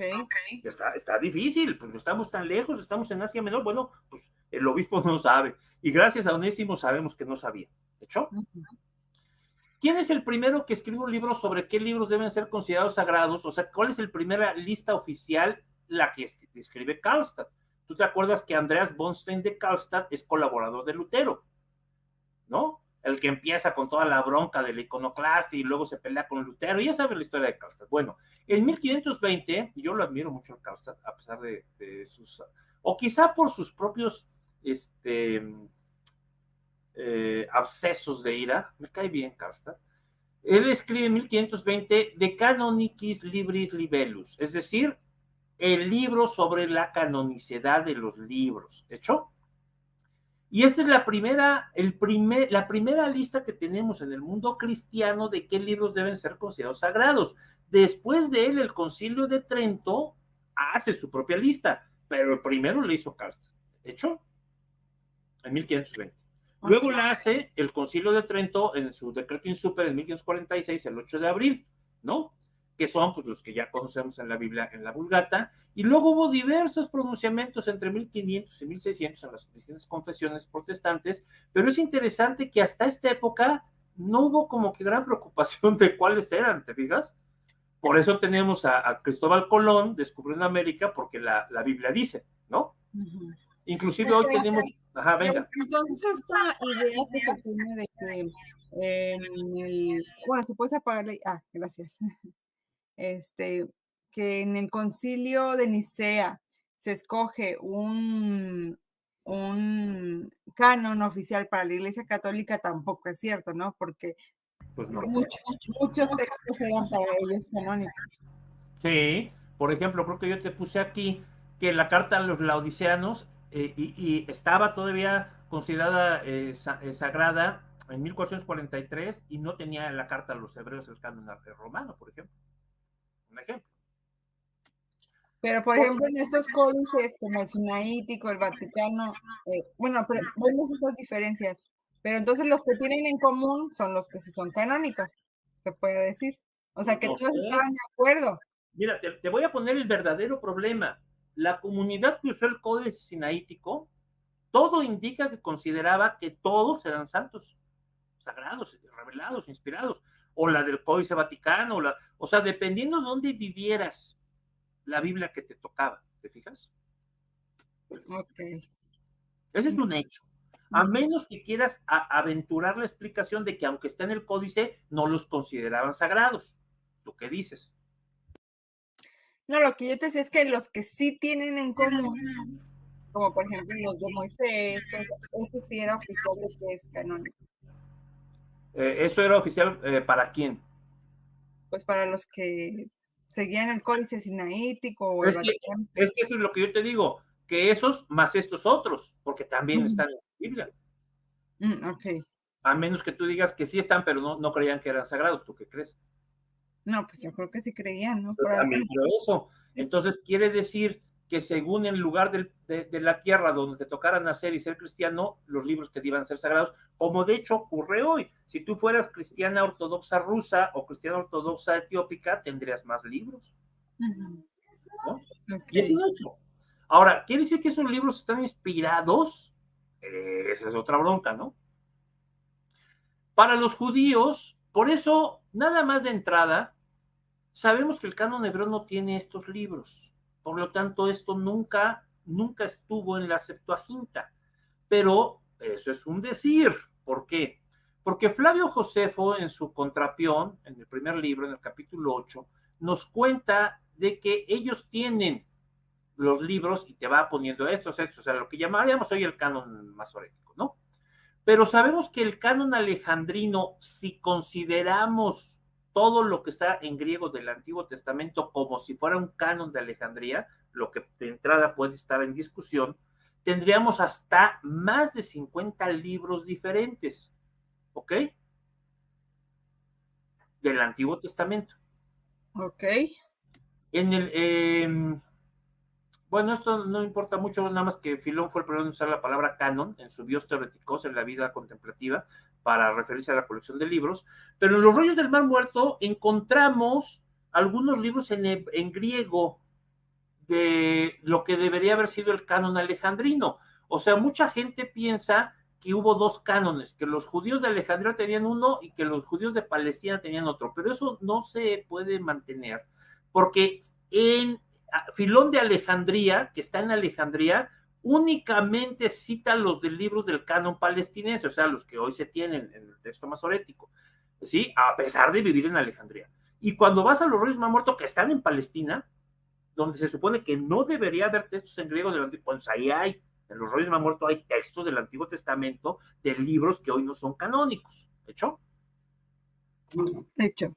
Entonces es una mezcla muy interesante y esta ya lo mencioné yo en alguna sesión tuya, entonces no lo repito, nada más recuerdo que alguien inventó la idea, ¿verdad? Que este muchachito, bueno, que Enrique Graetz había postulado la hipótesis de que en el siglo I, por ahí del año 90, se habrían reunido aquí en Yafté, en Jabnia, un concilio de judíos después de Cristo, 90 después de Cristo, para votar el canon, ¿te acuerdas? y que eso lo popularizó no como una hipótesis, sino como un hecho demostrado este muchacho Herbert Edward Riley en el libro que publica en 1892 y luego en otros libros, y mucha gente se ha creído esta historia, pero es falsa. Yo te dije que este doctor Robert Newman, en un artículo del 76, demuestra que en ningún lugar de la tradición rabínica se dice que esta reunión haya existido, ¿verdad? El que quiere este artículo, pídamelo, se lo mando. De hecho, hoy me acaban de escribir, fíjate, alguien vio, creo que 3 conferencias atrás y me acaba de pedir libros, me da mucho gusto. Ah, no, pues me pidieron el de la Peshita. Ahora, ¿qué dice sobre el canon de los libros del Antiguo Testamento el Talmud de Babilonia? Es decir, la tradición masorética, la tradición rabínica bíblica, ¿ok? En Shabbat 14a y en Baba Batra 14b, ¿verdad? La puerta trasera en Shabbat, se nos da 2 tipos de libros. Los libros que ensucian las manos y los libros que no ensucian las manos. Ya habíamos hablado de esta definición aquí, ¿no? No. No, bueno. ¿Cuáles crees que sean los canónicos? ¿Los que ensucian o los que no ensucian las manos? ¿Cuáles crees que son los santos? Los que no ensucian las manos. Pues no, fíjate, los libros que ensucian las manos son los canónicos. Ah, caray. ¡Ah, caray! De hecho, esa fue una enorme lucha entre los saduceos y los fariseos. Por eso cuando uno lee, yo siempre te digo que recomiendo que lean la teoría rabínica, te enteras de una cantidad de cosas tan interesantes. Vamos a ver ahorita por qué los libros sagrados, los inspirados, ensuciaban las manos y los otros. De hecho, pero la lista oficial con el canon actual ya está en Baba Batra 14b. O sea, sabemos que en el Talmud de Babilonia, es decir, por ahí del siglo V o sexto después de Cristo, cuando muy tarde, ya se tenía el canon como hoy lo tienen los judíos. ¿De hecho? Ok. ¿Por qué ensucian las manos? ¿Quieres leer lo que dice Shabbat 14? Originalmente la comida de terumá era guardada cerca del rollo de la ley, siguiendo la lógica de esto es santo y esto otro también es santo. Pero al darse cuenta los rabinos de que los rollos empezaron a dañarse, posiblemente por ratones, decretaron suciedad sobre ellos. Por eso los libros sagrados son los que manchan las manos, porque están sucios. ¿Cómo ves? Qué raro. Ah, qué raro. Y eso era lo que peleaban los saduceos contra los fariseos. Unos decían, ¿cómo se les ocurre? Y otros decían, no, pues porque están sucios, son más santos todavía. Porque ¿quién va a tocar algo sucio? ¿Te fijas? Sabemos que hay, perdón. No, qué raro. Qué raro. Sabemos que hay 6 libros discutidos en la antigüedad, en los Midrash, en el Talmud, etcétera, por su grado de canonicidad. El Eclesiastés, dice Eclesiastés en Eclesiastés 1.3 que si lo leemos, que no hay ningún provecho debajo del cielo, de todo el trabajo con que se afana el hombre, ¿te acuerdas? Y entonces dicen los distintos textos talmúdicos, ¿cómo? Estudiar la Torah sí tiene provecho, eso que dice ahí está mal, no puede ser inspirado por Dios.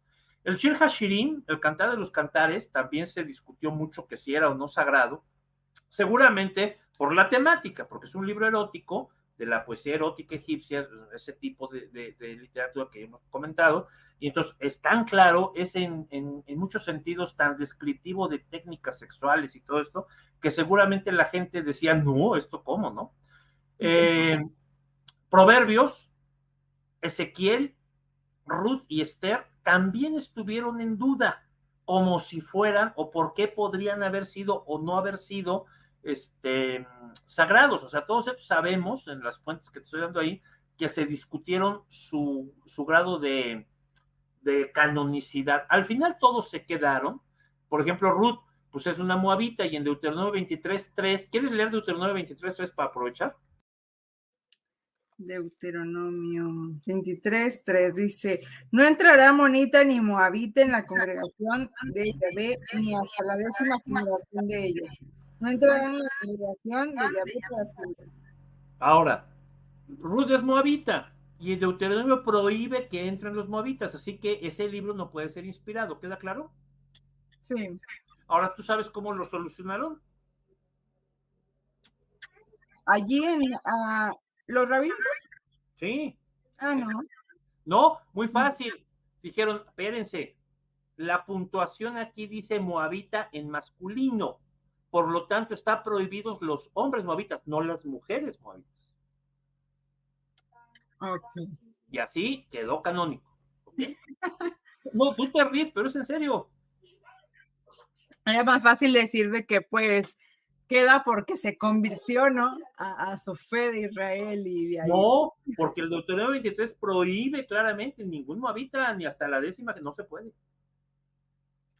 Ay, qué cosas. Ah, qué cosas. Vamos a leer rápido lo que dice el Talmud de Babilonia en Moed Shabbat 13b.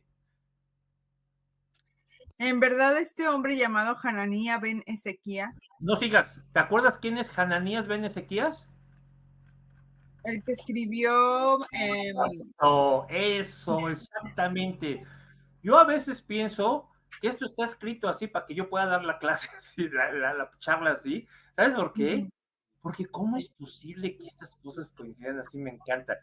¿Te acuerdas que vimos que en este tratado que me ayudó Eliyahu a encontrar, ¿te acuerdas? En Megilat Anit, se menciona que lo escribe Ananías, hijo de Ezequías, de la familia Garón. Bueno, ese mismo Ananías, hijo de Ezequías, también tiene algo que decir en cuanto a canonicidad. ¿Qué dice? en verdad, este hombre llamado Hananía ben Ezequías debe ser recordado para bendecirlo, ya que según él, el libro de Ezequiel debía ser ocultado, ganas, pues sus palabras contradicen a la ley. ¿Qué hizo entonces? 300 barriles de aceite fueron llevados a él y él se sentó en la cámara alta y los reconcilió. Amo, hoy me pongo de pie y sigo el Talmud de Babilonia a la letra y recuerdo a Ananías, hijo de Ezequías, de la familia de Garón, para bendecir. ¿Ok? Después de no sé cuántos siglos, hoy tú y yo estamos haciendo lo mismo, lo estamos recordando y lo estamos bendiciendo por lo que hizo. ¿Qué hizo? Dice, el libro de Ezequiel hay que quitarlo de los canónicos, porque está contradiciendo la palabra de Moisés. Y a diferencia de muchos de estos posmodernos chafas, no empezó a hacer manifestaciones, gritos, la ley, vamos a quitarlo, arrancó y rasgó. No, se dice ahí que 300 barriles de aceite fueron llevados a él. Él hizo trabajo y encontró la solución al problema. ¿No merece ser recordado para bendecirlo? ¿Cómo que o sea, no entiendo esa parte de 300 barriles de aceite? No, claro que no. Es un orientalismo de la época, de la cultura. Se Ah, consumió en lámparas de aceite para tener luz por la noche 300 barriles ya, ya, ya. hasta que pudo encontrar la solución. Trabajó. Ok, No se merece recordarlo. sí. Yo lo recuerdo, como dice Shabbat. Ahora, ese no es el único problema sobre qué libros deben estar o no. Cuando vas a los códices en griego, el orden, es que mira, a veces la gente no entiende que hay varios tipos de cánones. Sí es cierto, en un sentido estricto, Filón va a hablar va a ser el primero en estar usando el término canon para una colección de libros normativos, pero hoy ya lo usamos para colecciones no solo de libros, también hay un canon de posición, es decir, el orden de los libros no está al azar. O sea, no abres una Biblia y de repente empiezas en Deuteronomio y luego aparece números y luego Génesis, sino que todo tiene un orden, ¿no? A eso le llamamos el canon de posición de los libros. Y no existe tal canon en los libros en griego a partir de Segundo de Crónicas. Si yo me voy hacia atrás, es decir, en el Pentateuco, el canon, en todos los manuscritos griegos que tenemos del Antiguo Testamento, es el mismo. Génesis, Éxodo, o sea, tiene el mismo orden. Jueces, o sea, ahí no hay bronca, como cuando están como códices. Pero a partir de Segundo de Crónicas varía. Y aquí estamos en el Alejandrino, pero aquí está el segundo de Esdras, o sea, Esdras y Nehemías está en el Vaticano, y en cambio en el Sinaítico está el mismo, Esdras y Nehemías. Pero aquí está Joel, aquí está Proverbios y aquí está Tobías. Y acá está Malaquías y aquí está Tobías y aquí no hay nada. O sea, ¿te fijas? No siguen el mismo orden de acomodo de los libros a partir de Segundo de Crónicas. Ok. Además, esta historia está buena. Me voy a detener para que me comentes todo lo que quieras porque vamos a dar un salto importante. No, nada más decir o enfatizar que entonces lo que siempre se mantuvo o se intentó mantener en orden es la misma Torah, ¿no? Lo cual, entre otras cosas, te habla de que es muy antigua y de que quizá ya venía en ese orden desde el principio. Okay. Hay dos cosas que pueden estar implícitas en ese orden, en ese canon de orden. Okay. Mucha gente dice, no, pero antes no había códices. Es cierto, había rollos, pero ya tenían un orden de rollos. Este es el 1, este es el 2, el 3. ¿No? Claro. No, y aparte la temática, ¿no? La Torá, en el Génesis te habla como que de los orígenes del pueblo y todo eso. Sí, claro, claro. Ahora vamos a toparnos con el enorme problema de cuando los cristianos se enfrentan a la bronca que tuvieron los judíos con la Septuaginta. Y la bronca se debe a Jerónimo. ¿Qué sabemos de Jerónimo? ¿Qué han dicho de San Jerónimo en tu canal? Ahorita que recuerdo algo en particular, no, nada. ¿Sí lo han mencionado o no? También así como de pasada, como parte de la historia de la iglesia, pero no. No sabes qué coraje me da la vida de todos estos hombres y mujeres, a Egeria la peregrina, a las hermanas Smith. O sea, ¿te fijas que cada uno de ellos nos da para una película de Hollywood? Por lo menos. Sí. ¿Y dónde está? ¿Quién los cuenta? ¿Quién los recuerda? Nadie, les importa un comino. Y la gente de veras cree que se puede ser famoso por cómo bailas en el TikTok. No, la friegue, ¿no? Pero bueno. Sí. No, es gravísimo. Esta cultura, la cultura posmoderna, que no la puse ahí en la transparencia, pero es el tema de nuestro tiempo, es cada vez más preocupante. Vamos entonces, por eso tan importante es regresar al pensamiento riguroso, ¿ves? Es vital. Si no, vamos a volver a caer en una barbarie. O sea, no, eso decía Ortega y tiene toda la razón. Vamos a volverse unos bárbaros modernos, unos primitivos. Bueno, la bronca importante está en Eusebio. Eusebio. Bueno, sí, es que se llama Eusebio Sofronio Jerónimo. Normalmente lo conocemos como San Jerónimo. Jerónimo, yo no sé si conocen su historia, la voy a decir muy brevemente para no tardarme, pero en esencia Jerónimo ama a los clásicos. Es decir, Jerónimo crece lo que tú quieras, etcétera, pero su amor, igual que un poco Orígenes, es la retórica, pero él es la retórica latina. Él adora a Cicerón, a Virgilio, toda esta historia. A él le fascina, pero también es cristiano. Y es tan bueno en la retórica, es tan buen cristiano, que en algún momento el Papa, si no me recuerdo, creo que Gelasio, le pide que revise, por favor, él que escribe tan bonito latín y sabe tan buen latín, que revise los salmos, porque han estado cantando los salmos en la traducción al latín desde la Septuaginta, que se hizo, quién sabe por quién, quién sabe cuándo, porque la Septuaginta muy rápido se empezó a traducir el latín, porque todo el cristianismo occidental hablaba latín. La iglesia romana los obligó a estar usando el latín y por lo tanto en el medievo, cuando empieza el medievo, pues ya las iglesias hablan latín, aunque tengan sus Biblias en griego, tienen muchas traducciones a lo que llamamos la Vetus Latina o la Old Latin, el latín viejo. Y hay muchos manuscritos que tenemos de traducciones del Antiguo y del Nuevo Testamento a este latín antiguo, ¿ok? Hablo del siglo segundo, tercero y cuarto, ¿de hecho? Hecho. Muy bien. Por lo tanto, le pide el Papa a Gelasio que traduzca el Salterio, lo traduce él y ya, ¿no? Dice, bueno, ya acabé. Pero luego viene una historia muy interesante y se las quiero leer.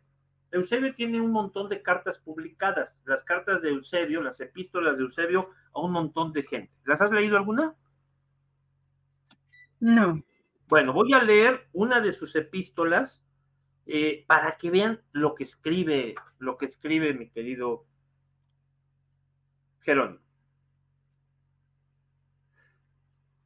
Después de haber renunciado a todo para servir en la milicia de Cristo en Jerusalén, no podía privarme en absoluto de la biblioteca que tras largos desvelos y esfuerzos me había procurado en Roma. Miserable de mí. Ayunaba mientras leía Tulio. Tras mis frecuentes vigilias nocturnas, tras las lágrimas que el recuerdo de mis pasadas culpas arrancaban del fondo de mi ser, tomaba en mis manos a Plauto. Si por ventura entrando de nuevo dentro de mí mismo me daba la lectura de los profetas, me hastiaba su lenguaje descuidado. y creía que era culpa del sol, no de mis ojos, si no percibía la luz con mis ojos obcecados. De este modo andaba divirtiéndose conmigo la antigua serpiente, cuando hacia la mitad de la cuaresma adueñóse de mi cuerpo exhausto una fiebre que me penetró hasta los tuétanos. Por esta época, fíjate, estamos como a mitad de cuaresma. Sin darme reposo, cosa increíble para ser contada, devoró mis infelices miembros hasta que el extremo de reducirme a los puros huesos. Se me preparaban ya las exequias y el calor vital del alma solo palpitaba ya en el estrecho pecho, tibio aún, estando ya helado lo restante del cuerpo. De pronto, soy arrebatado en el espíritu y conducido ante el tribunal del gran juez. Había allí tanta luz y era tan grande el fulgor que despedían los circunstantes que yo, postrado en tierra, no me atrevía a levantar la mirada. Interrogado sobre mi condición, respondí que era cristiano, mas aquel que presidía el juicio repuso: mientes, tú eres ciceroniano, no cristiano. Donde está tu tesoro, ahí está también tu corazón. Al instante enmudeció, y entre los azotes, porque el juez había ordenado que me flagelaran, sentíame aún más lastimado por el resquemor de mi conciencia. Entre tanto repetía para mí aquel versículo, está citando el Salmo 6:6, en el infierno, ¿quién te alabará? Entonces comencé a gritar y a decir entre suspiros: ten piedad de mí, Señor, ten piedad de mí. Tales palabras dejaba oír mi voz entre los azotes. Finalmente, los presentes, postrados a los pies del presidente, le rogaron que se dignara perdonar mi juventud y que me permitiera hacer penitencia de mi error, afirmando que en lo sucesivo habría de pagar el terrible castigo en cuanto volviese a leer libros profanos. Yo, que en medio de tales angustias hubiera querido prometer cosas aún mayores, empecé a suplicar e invocando su nombre a decir: Señor, si vuelvo a tocar libros mundanos, será como si hubiese renegado de ti. Dejado libre tras este juramento, regreso a la tierra. Con estupor de todos, abro los ojos totalmente bañados en lágrimas, hasta el punto de convencer con mi dolor hasta los escépticos.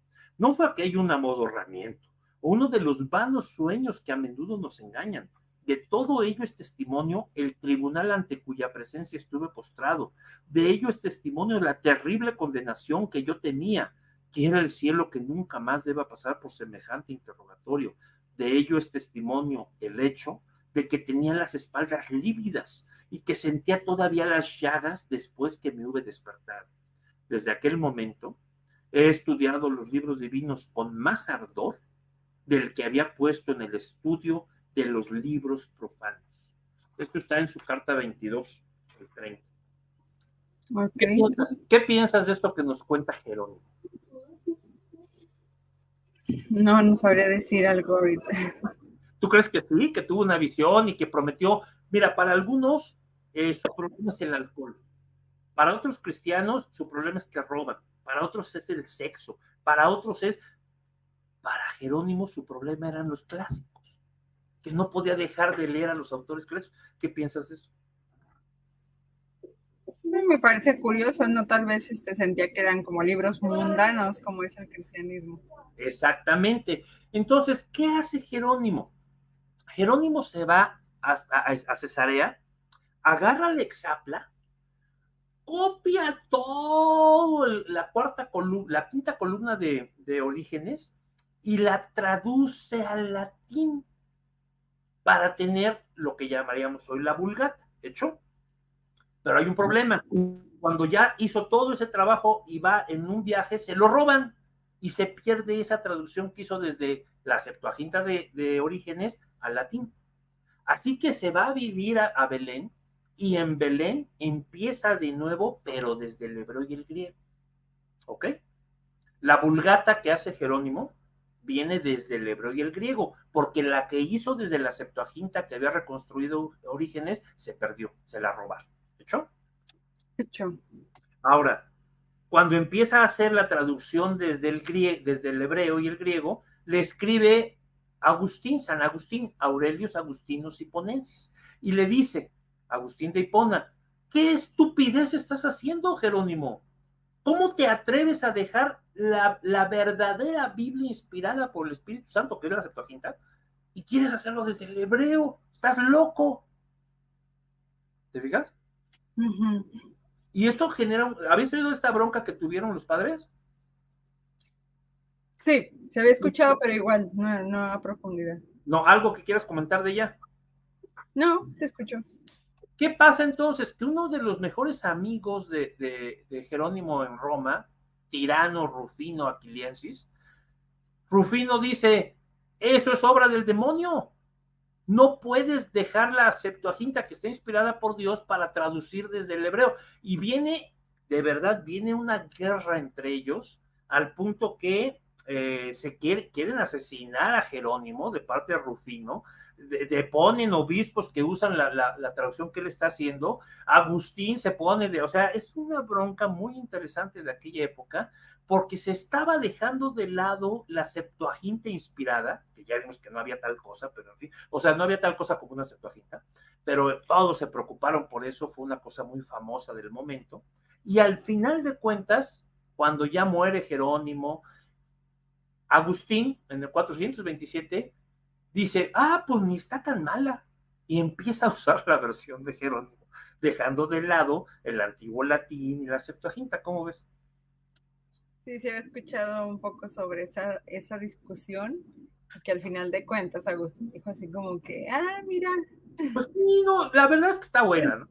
Ahora, es ahí donde se acaba, con donde viene el golpe más importante a la inspiración de la Septuaginta, entre comillas.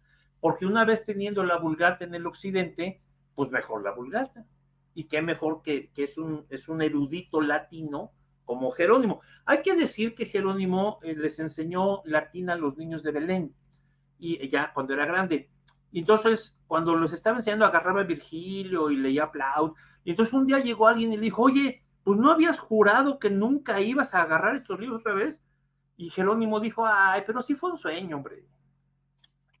Ya se había pasado también el furor de su visión.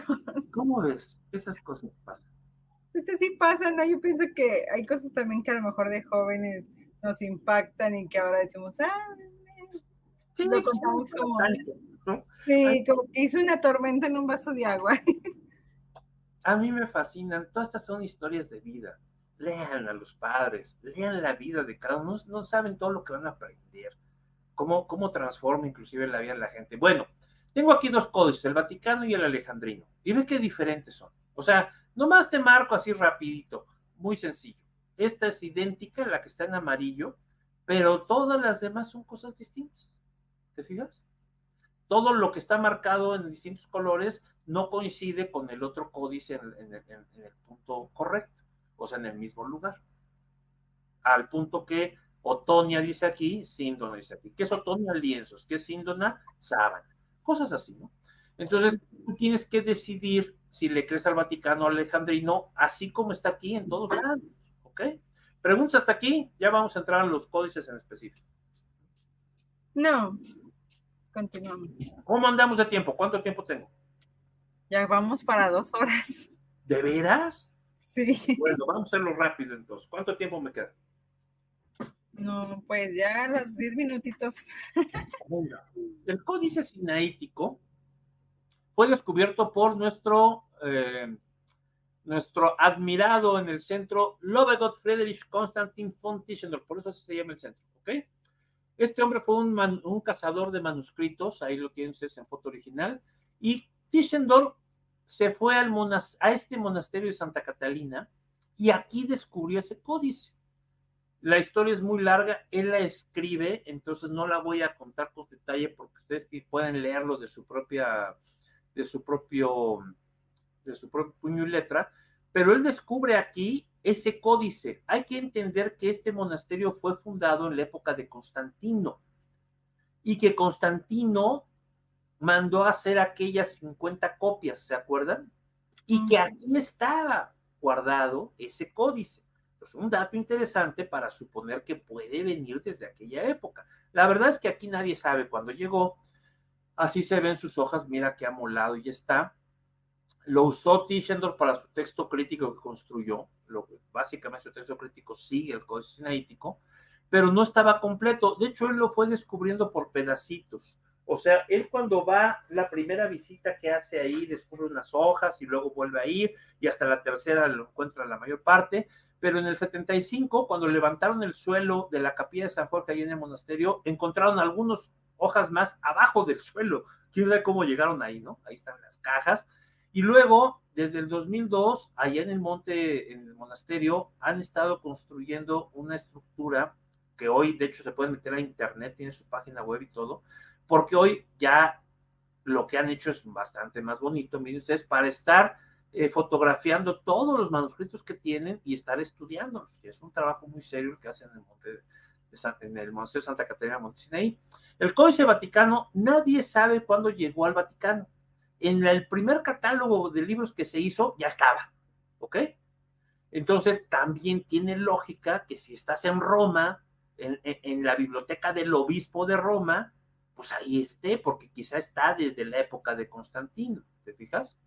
Cuando nos acercamos, tiene una serie de marquitas muy interesantes que nadie sabe qué significan, aunque hay un montón de hipótesis sobre qué querrán decir las marcas sobre el códice. El códice Betse, que es otro de los códices, es un códice que se diferencia mucho de los otros, y pongo un ejemplo nada más.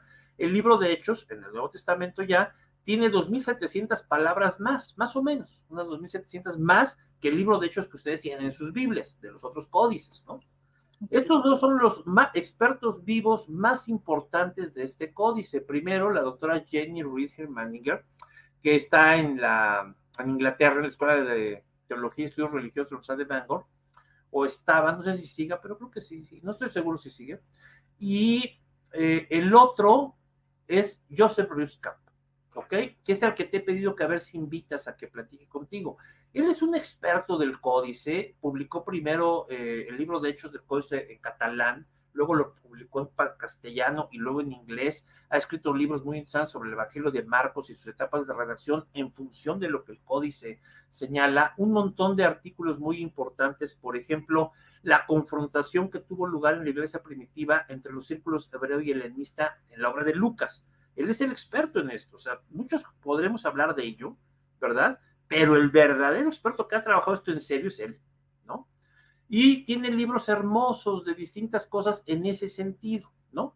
Él ha descubierto, por ejemplo, entre muchas otras cosas, que en el Códice Betse se escribe diferente Jerusalén si está hablando de los seguidores de Santiago a que si está hablando de los seguidores de Pablo y de Pedro. ¿Tú crees? Ah, qué curioso. No, muy interesante. Entonces, ojalá y puedas invitarlo, el profesor de de la Facultad de Teología Catalina, sacerdote católico, ojalá y puedas invitarlo a platicar contigo. No te imaginas la riqueza de cosas que te va a decir el querido Yusuf Busca.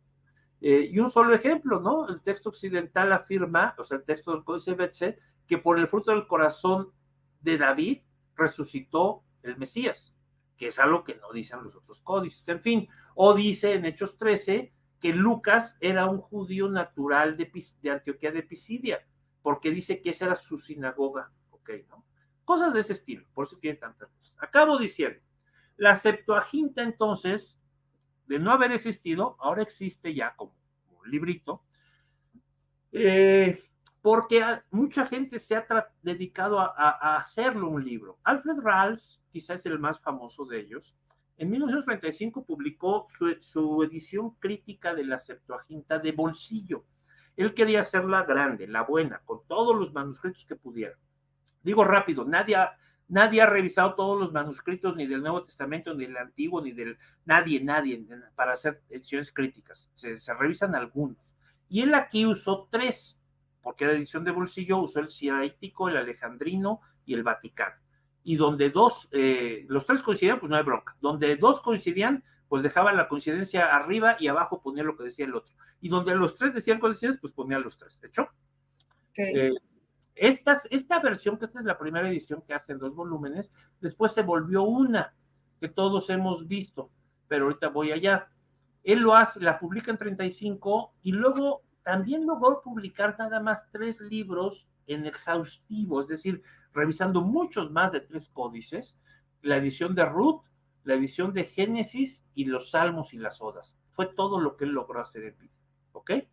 Y luego esta es la Septuaginta de él, que es muy famosa porque las Sociedades Bíblicas Unidas la han publicado mucho, y en el 2006 tuvo una, digámoslo así, una edición modificada por Robert Hannah. Vamos a hablar del más, el profesor emérito de Göttingen, que añadió 3 códices más, a veces la edición de Luciano y de Sico, las versiones, y entonces es una Septuaginta un poquito más completa, como texto crítico, pero sigue siendo de bolsillo. Lean este libro de Christian Schaffer, los que tengan interés, Alfred Ralphs, ¿verdad? Y su edición crítica de la Septuaginta. Por desgracia está en alemán. Si quieren leer este libro, van a tener que leerlo en alemán, pero es muy bueno porque te cuenta la historia de la vida de Ralphs y cómo hizo la edición Septuaginta. Es de Christian Schaffer, yo de verdad recomiendo mucho que lo lean. ¿Quiénes han trabajado en la mejor versión crítica de la Septuaginta, la edición crítica? John William Webers, Joseph George Ziegler, primero luego Werner Kapler, Udo Quast, Peter Gentry y Félix Albrecht. Estos 2 contemporáneos nuestros. Ya está en los YouTubes y todo, ¿no? Como nosotros. Bueno, todos ellos han trabajado en esto que les voy a mostrar, que es la mejor edición crítica que existe, casi la única, la verdad, de la Septuaginta. Génesis, Éxodo, Levítico, Números, Deuteronomio, con una edición corregida en el 2006, Ruth, con una edición corregida en el 2009, Crónicas 2, Esdras 1, Esdras 2, que sería el Esdras y Nehemías que nosotros tenemos, Esther, Judith, Tobías, Macabeos 1, Macabeos 2, Macabeos 3, Salmos y Odas, Job, la sabiduría de Salomón, sabiduría de Ben Sirac, los profetas menores, Isaías, Jeremías, Baruch, las lamentaciones, la epístola de Jeremías, Ezequiel, Susana, Daniel, Bel y el dragón, Eclesiastés y los Salmos de Salomón. Es todo lo que se ha publicado, todavía no se termina, pero ya es más en forma una edición crítica muy contemporánea, ¿verdad? 2019, el último volumen, de este esfuerzo de la Academia de Ciencias de Gotinga, que se llama así, ¿verdad? El Antiguo Testamento griego. ¿Preguntas? Esta edición crítica está en alemán, en inglés. No, mira, aquí te la pongo. Un ejemplo de Eclesiastés. Aquí tienes tú el texto griego, lo que se supone que sería la Septuaginta, entre comillas, ¿no? Y luego aquí te va mencionando las variantes entre los distintos manuscritos.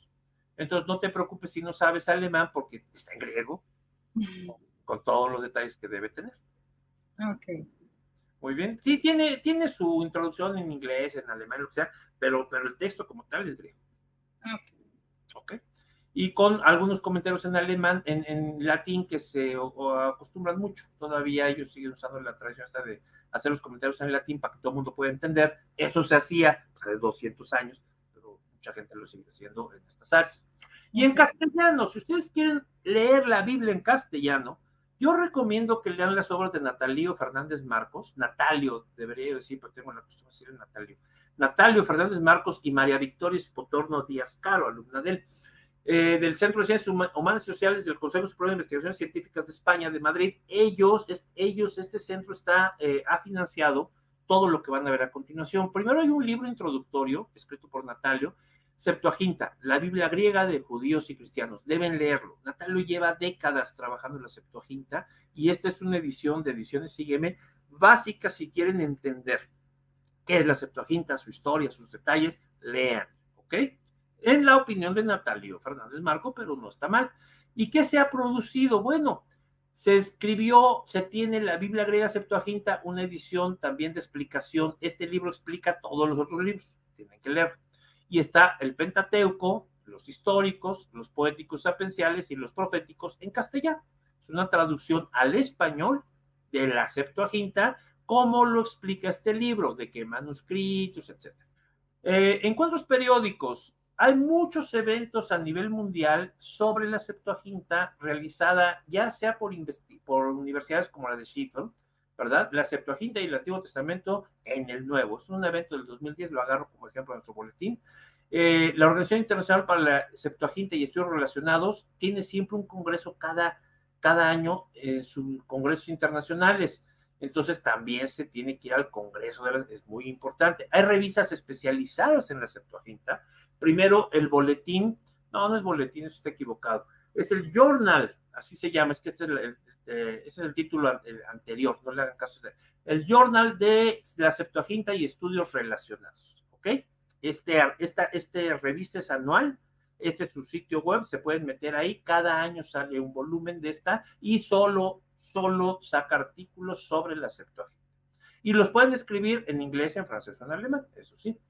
Adamantius, ya ven que Orígenes se llamaba Adamantius. La revista Adamantius, que es una revista del grupo italiano de investigación sobre Orígenes y la tradición alejandrina, saca cosas muy interesantes sobre la Exapla, sobre Orígenes, sobre la Septuaginta de Orígenes y otras. Aquí está su sitio web, métanse a ver esta revista. Es muy interesante porque sale también cada año y entre estas dos revistas van a encontrar muchísimas cosas que se publican en ese año, digamos, de la Septuaginta y los estudios sobre la Septuaginta. La Apócrifa, el Journal de Apócrifa, también saca cosas de libros de la Septuaginta, Semítica Clásica también, la Estudio Oriental y Cristiana también, Estudios en la Biblia y la Antigüedad también, Vigilia Cristiana también, el Journal de Lingüística Griega también, todos esos son. Hay muchas más revistas, pero son como las que sacan muchas cosas de la Septuaginta. Hay un premio sobre la Septuaginta. Si tú estás investigando, estudiando como alumno de posgrado sobre la Septuaginta y haces un muy buen trabajo, puede ser que te ganes un premio de la Sociedad para Estudios de la Septuaginta. Y aquí están los ganadores, ¿verdad? Maximilian Haberlein, Joel Corgetto, Joel Corico, Brian Beckman, Daniel Olario. Ahí están. Todos estos van a ser, ya lo van a ver ustedes en el futuro, los expertos en la Septuaginta, los años que vienen. Si les interesa más de todo lo que acabo de decir, por la gente que yo no me dedico a hacer Septuaginta, esto es una cosa muy, muy básica, muy de introducción de la Septuaginta, pero los que sí hacen Septuaginta son, por ejemplo, Richard Bachman y James Rohr Dávila. Dávila además sabe español. Entonces, están en los Redes Análisis en Escocia. Si quieren, escríbanles, ahí está su correo electrónico, sobre todo a Dávila, y díganle, oiga, doctor, yo tengo interés de saber, porque ellos tienen un proyecto que se llama More Old Testament Pseudepigraph. Están buscando más y más libros que puedan haber sido parte de la Septuaginta, consiguen manuscritos. Ellos les van a contar cómo está el campo en serio. Preguntas, se acabó. No, pues creo que quedó todo claro. Eso es lo que no es la Septuaginta y lo que sí es. Ok, entonces, por ejemplo, ahorita si alguien dice, en la Septuaginta dice tal cosa, deben de especificar el manuscrito al cual se estaba apelando, ¿verdad? En un trabajo serio, cuando hablas con gente que se dedica a hacer estas cosas, te va a decir, en el Códice Alejandrino, en el folio 18, así. Normalmente eso no pasa porque la gente que habla de esto no es muy seria o no sabe de esto, pero la gente que sí se dedica en serio a esto te tiene que poner esos datos. O sea, decir Septuaginta, como ya viste, es no decir nada. Claro. Ok. Una preguntita más. Nada más, ya lo tocamos, pero para que quede bien en claro. O sea, en la época de los apóstoles había esa versión griega, que quién sabe cuál haya sido en sí, pero no era mal vista hasta después, cuando ya el cristianismo y el rabinismo empiezan como a combatir, es cuando dicen, esa no, sí, ya no nos gustó.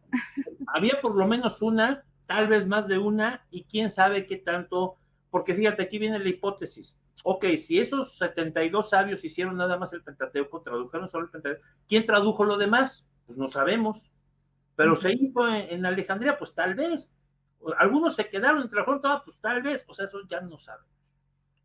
Pero esa sería como que la oficial, ¿no? La que se mandó a hacer, pero en realidad es posible que existieran los textos de los profetas en griego porque lo tenían que hacer también para poderlo leer, ¿no? Pero Claro. tampoco ya no sería Septuaginta, sería simplemente una traducción griega de los textos. Por eso, ya en el trabajo académico le llamamos eso el griego antiguo, el Old Greek, punto. Así decimos, el griego antiguo del Antiguo Testamento. Y ya no nos metemos en broncas, ¿no? O sea, es alguno de esos manuscritos, vaya uno a saber quién lo hizo. Sí, porque vemos en el Nuevo Testamento que se utiliza mucho esa como versión griega. O sea, cuando comparas con el Antiguo Testamento, dices, ay, no cuadra. Entonces lo tomaron del griego, pero no sabemos de cuál, o sea, cuál era la copia en sí. O sea, ahí está lo complicado, como dices tú. Y lo más interesante, sabemos, porque eso sí se sabe, que la lectura de la Septuaginta durante muchos siglos era evidente que se separaba del texto masorético, era diferente. Pero mucha gente decía sí, pero no quisiera que hubiera varios textos hebreos. Quiere decir que los traductores pues, pusieron otra cosa. Pero con los descubrimientos del rollo del Mar Muerto quedó claro que sí hubo distintos tipos de texto hebreo, distintas familias textuales de los libros del Antiguo Testamento, y que evidentemente la Septuaginta tomó una de esas y no otra, y que el texto masorético tomó otra. Otra preguntita, Raúl, que seguramente algunos, no creo que todos tengan. Por ejemplo, volvemos a lo mismo. Vemos en el Nuevo Testamento que posiblemente surgió una versión griega de los textos y muchas veces lo vemos en palabras de Jesús. Entonces muchos asumen que Jesús, y yo lo he escuchado de algunos decir, Jesús usaba la Septuaginta.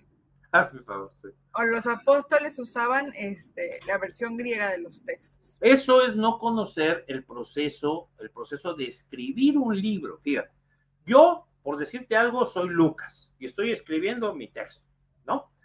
Pero luego van a venir a lo largo de los siglos, yo no tengo el original del libro de Hechos, a lo largo de los siglos vienen copistas, escribas que van a copiar lo que está ahí. Es muy probable, en algunos casos se puede demostrar, que el copista corrige lo que tiene en el otro manuscrito porque no se apega al Antiguo Testamento que él conoce. Entonces, si Lucas está citando algo diferente, él lo ajusta para que se parezca. Y entonces, ¿cómo sabes? O sea, eso lo hizo un copista, ponlo en el siglo V, y ya siguen la tradición del texto, y sin embargo, no tiene nada que ver con lo que realmente Lucas había puesto, porque él hizo esa corrección de buena fe para que se parezca más a la Biblia. Porque él puede pensar que a lo mejor es una corrupción del texto, lo que sea. No tienes forma de estar seguro. No puedes decir una ligereza como esa, que Jesús, pues no. ¿Cómo sabes que no fue una corrección posterior de un escriba, por decir una cosa? Claro. No, y aparte como que tenemos que ver todo el contexto, ¿no? Ya habíamos platicado en otra ocasión sobre que pues más bien Jesús tuvo que haber usado algún texto arameo o en hebreo, como era en la sinagoga que se leía. Entonces, así como... Eso es lo lógico por lo que sabemos de la cultura, de la historia, del periodo. Eso debe haber pasado. Lo mismo que Pablo. Claro. Sí, ya otra cosa es que los que fueron pasando estos textos del Nuevo Testamento usaron el griego y pues ya tuvieron que traducir. Ahora, ¿es posible que Lucas sí usara el Antiguo Testamento en griego? Sí, sí es posible. Eso es una posibilidad real. Pero lo que yo veo ahí es lo que Lucas puso, ay, quién sabe. Sí. Ok, sí, ya entiendo. Pues bueno, Raúl, sin duda estos temas dan mucho que hablar. Mira, siempre decimos que vamos a durar 1 hora. Y duramos 2:30. Sí. A los que nos están viendo, si tienen alguna duda respecto a este tema, no duden por favor en dejarlo en los comentarios, o alguna crítica también son bien recibidas aquí en este canal. También Raúl ya les ha dicho que pueden buscarlo ahí por medio de Facebook, ya si le quieren pedir alguna ayuda, algún libro que tenga ahí disponible, pues ya le escriben también a él. Porque sí, este tema es bien interesante. Yo sé que todavía faltarán muchas cosas más, o sea, lamentablemente no se puede tratar todo en un video porque de por sí quedan bien largos y muchos se lo pierden porque se asustan, ¿no? Con las 2 horas y dicen, ¡ay! Ya después ponen los comentarios, oye, está muy interesante y así, pero pues dense la oportunidad, ¿no? No nada más de escucharlo, sino de que hagamos nuestras propias investigaciones. Recuerden que en este espacio es lo que queremos motivar, a que no nos quedemos con lo que dice X persona o lo que dijo fulanito o lo que dijo Raúl, sino que hagan sus investigaciones también. Aquí ya nos dio muchas sugerencias de dónde buscar. Entonces, eso es muy bueno. Si pueden comprar los libros, cómprenlos también. A veces están en internet algunos de ellos a muy buen precio, y a veces hay gente que los llega a subir, sobre todo si ya perdieron derechos de autor, entonces también pueden hacer esa búsqueda. Claro. Y bueno, Raúl, pues muchas gracias nuevamente por compartir con nosotros tus conocimientos respecto a estos temas. Yo encantado, a mí me encanta porque ustedes aprenden y yo aprendo cada vez que preparo esta cosa, porque yo no me dedico a la Septuaginta, digo, todo esto alguna vez lo estudié, a veces uso cosas de esas, pero hay que ir a los que hacen Septuaginta, a los que están todos los días en los manuscritos revisando cosas de la Septuaginta. Te voy a hacer una pregunta personal, Raúl. Claro. Respecto a lo que llamamos el Antiguo Testamento, ¿a ti qué texto te gusta más, el hebreo o el griego? Bueno, yo no uso el griego para nada en mis clases, en mi exégesis personal de vida y todo, yo jamás uso el griego, porque si algo he aprendido de lo que estoy en la Septuaginta es que no es confiable para hacer la traducción de los términos hebreos.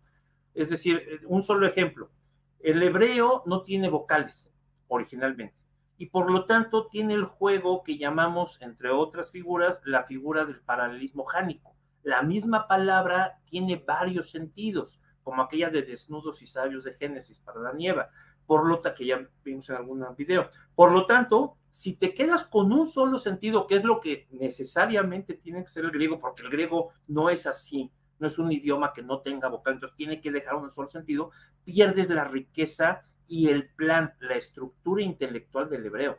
En el texto hebreo, yo digo que está adrede así sin vocales para que tengas ese juego de sentidos y así fue construido. Entonces yo uso el hebreo. Sí, fíjate que es bien curioso que muchos, porque no nada más es el hebreo carece de vocales, ¿no? Muchas lenguas semíticas son así.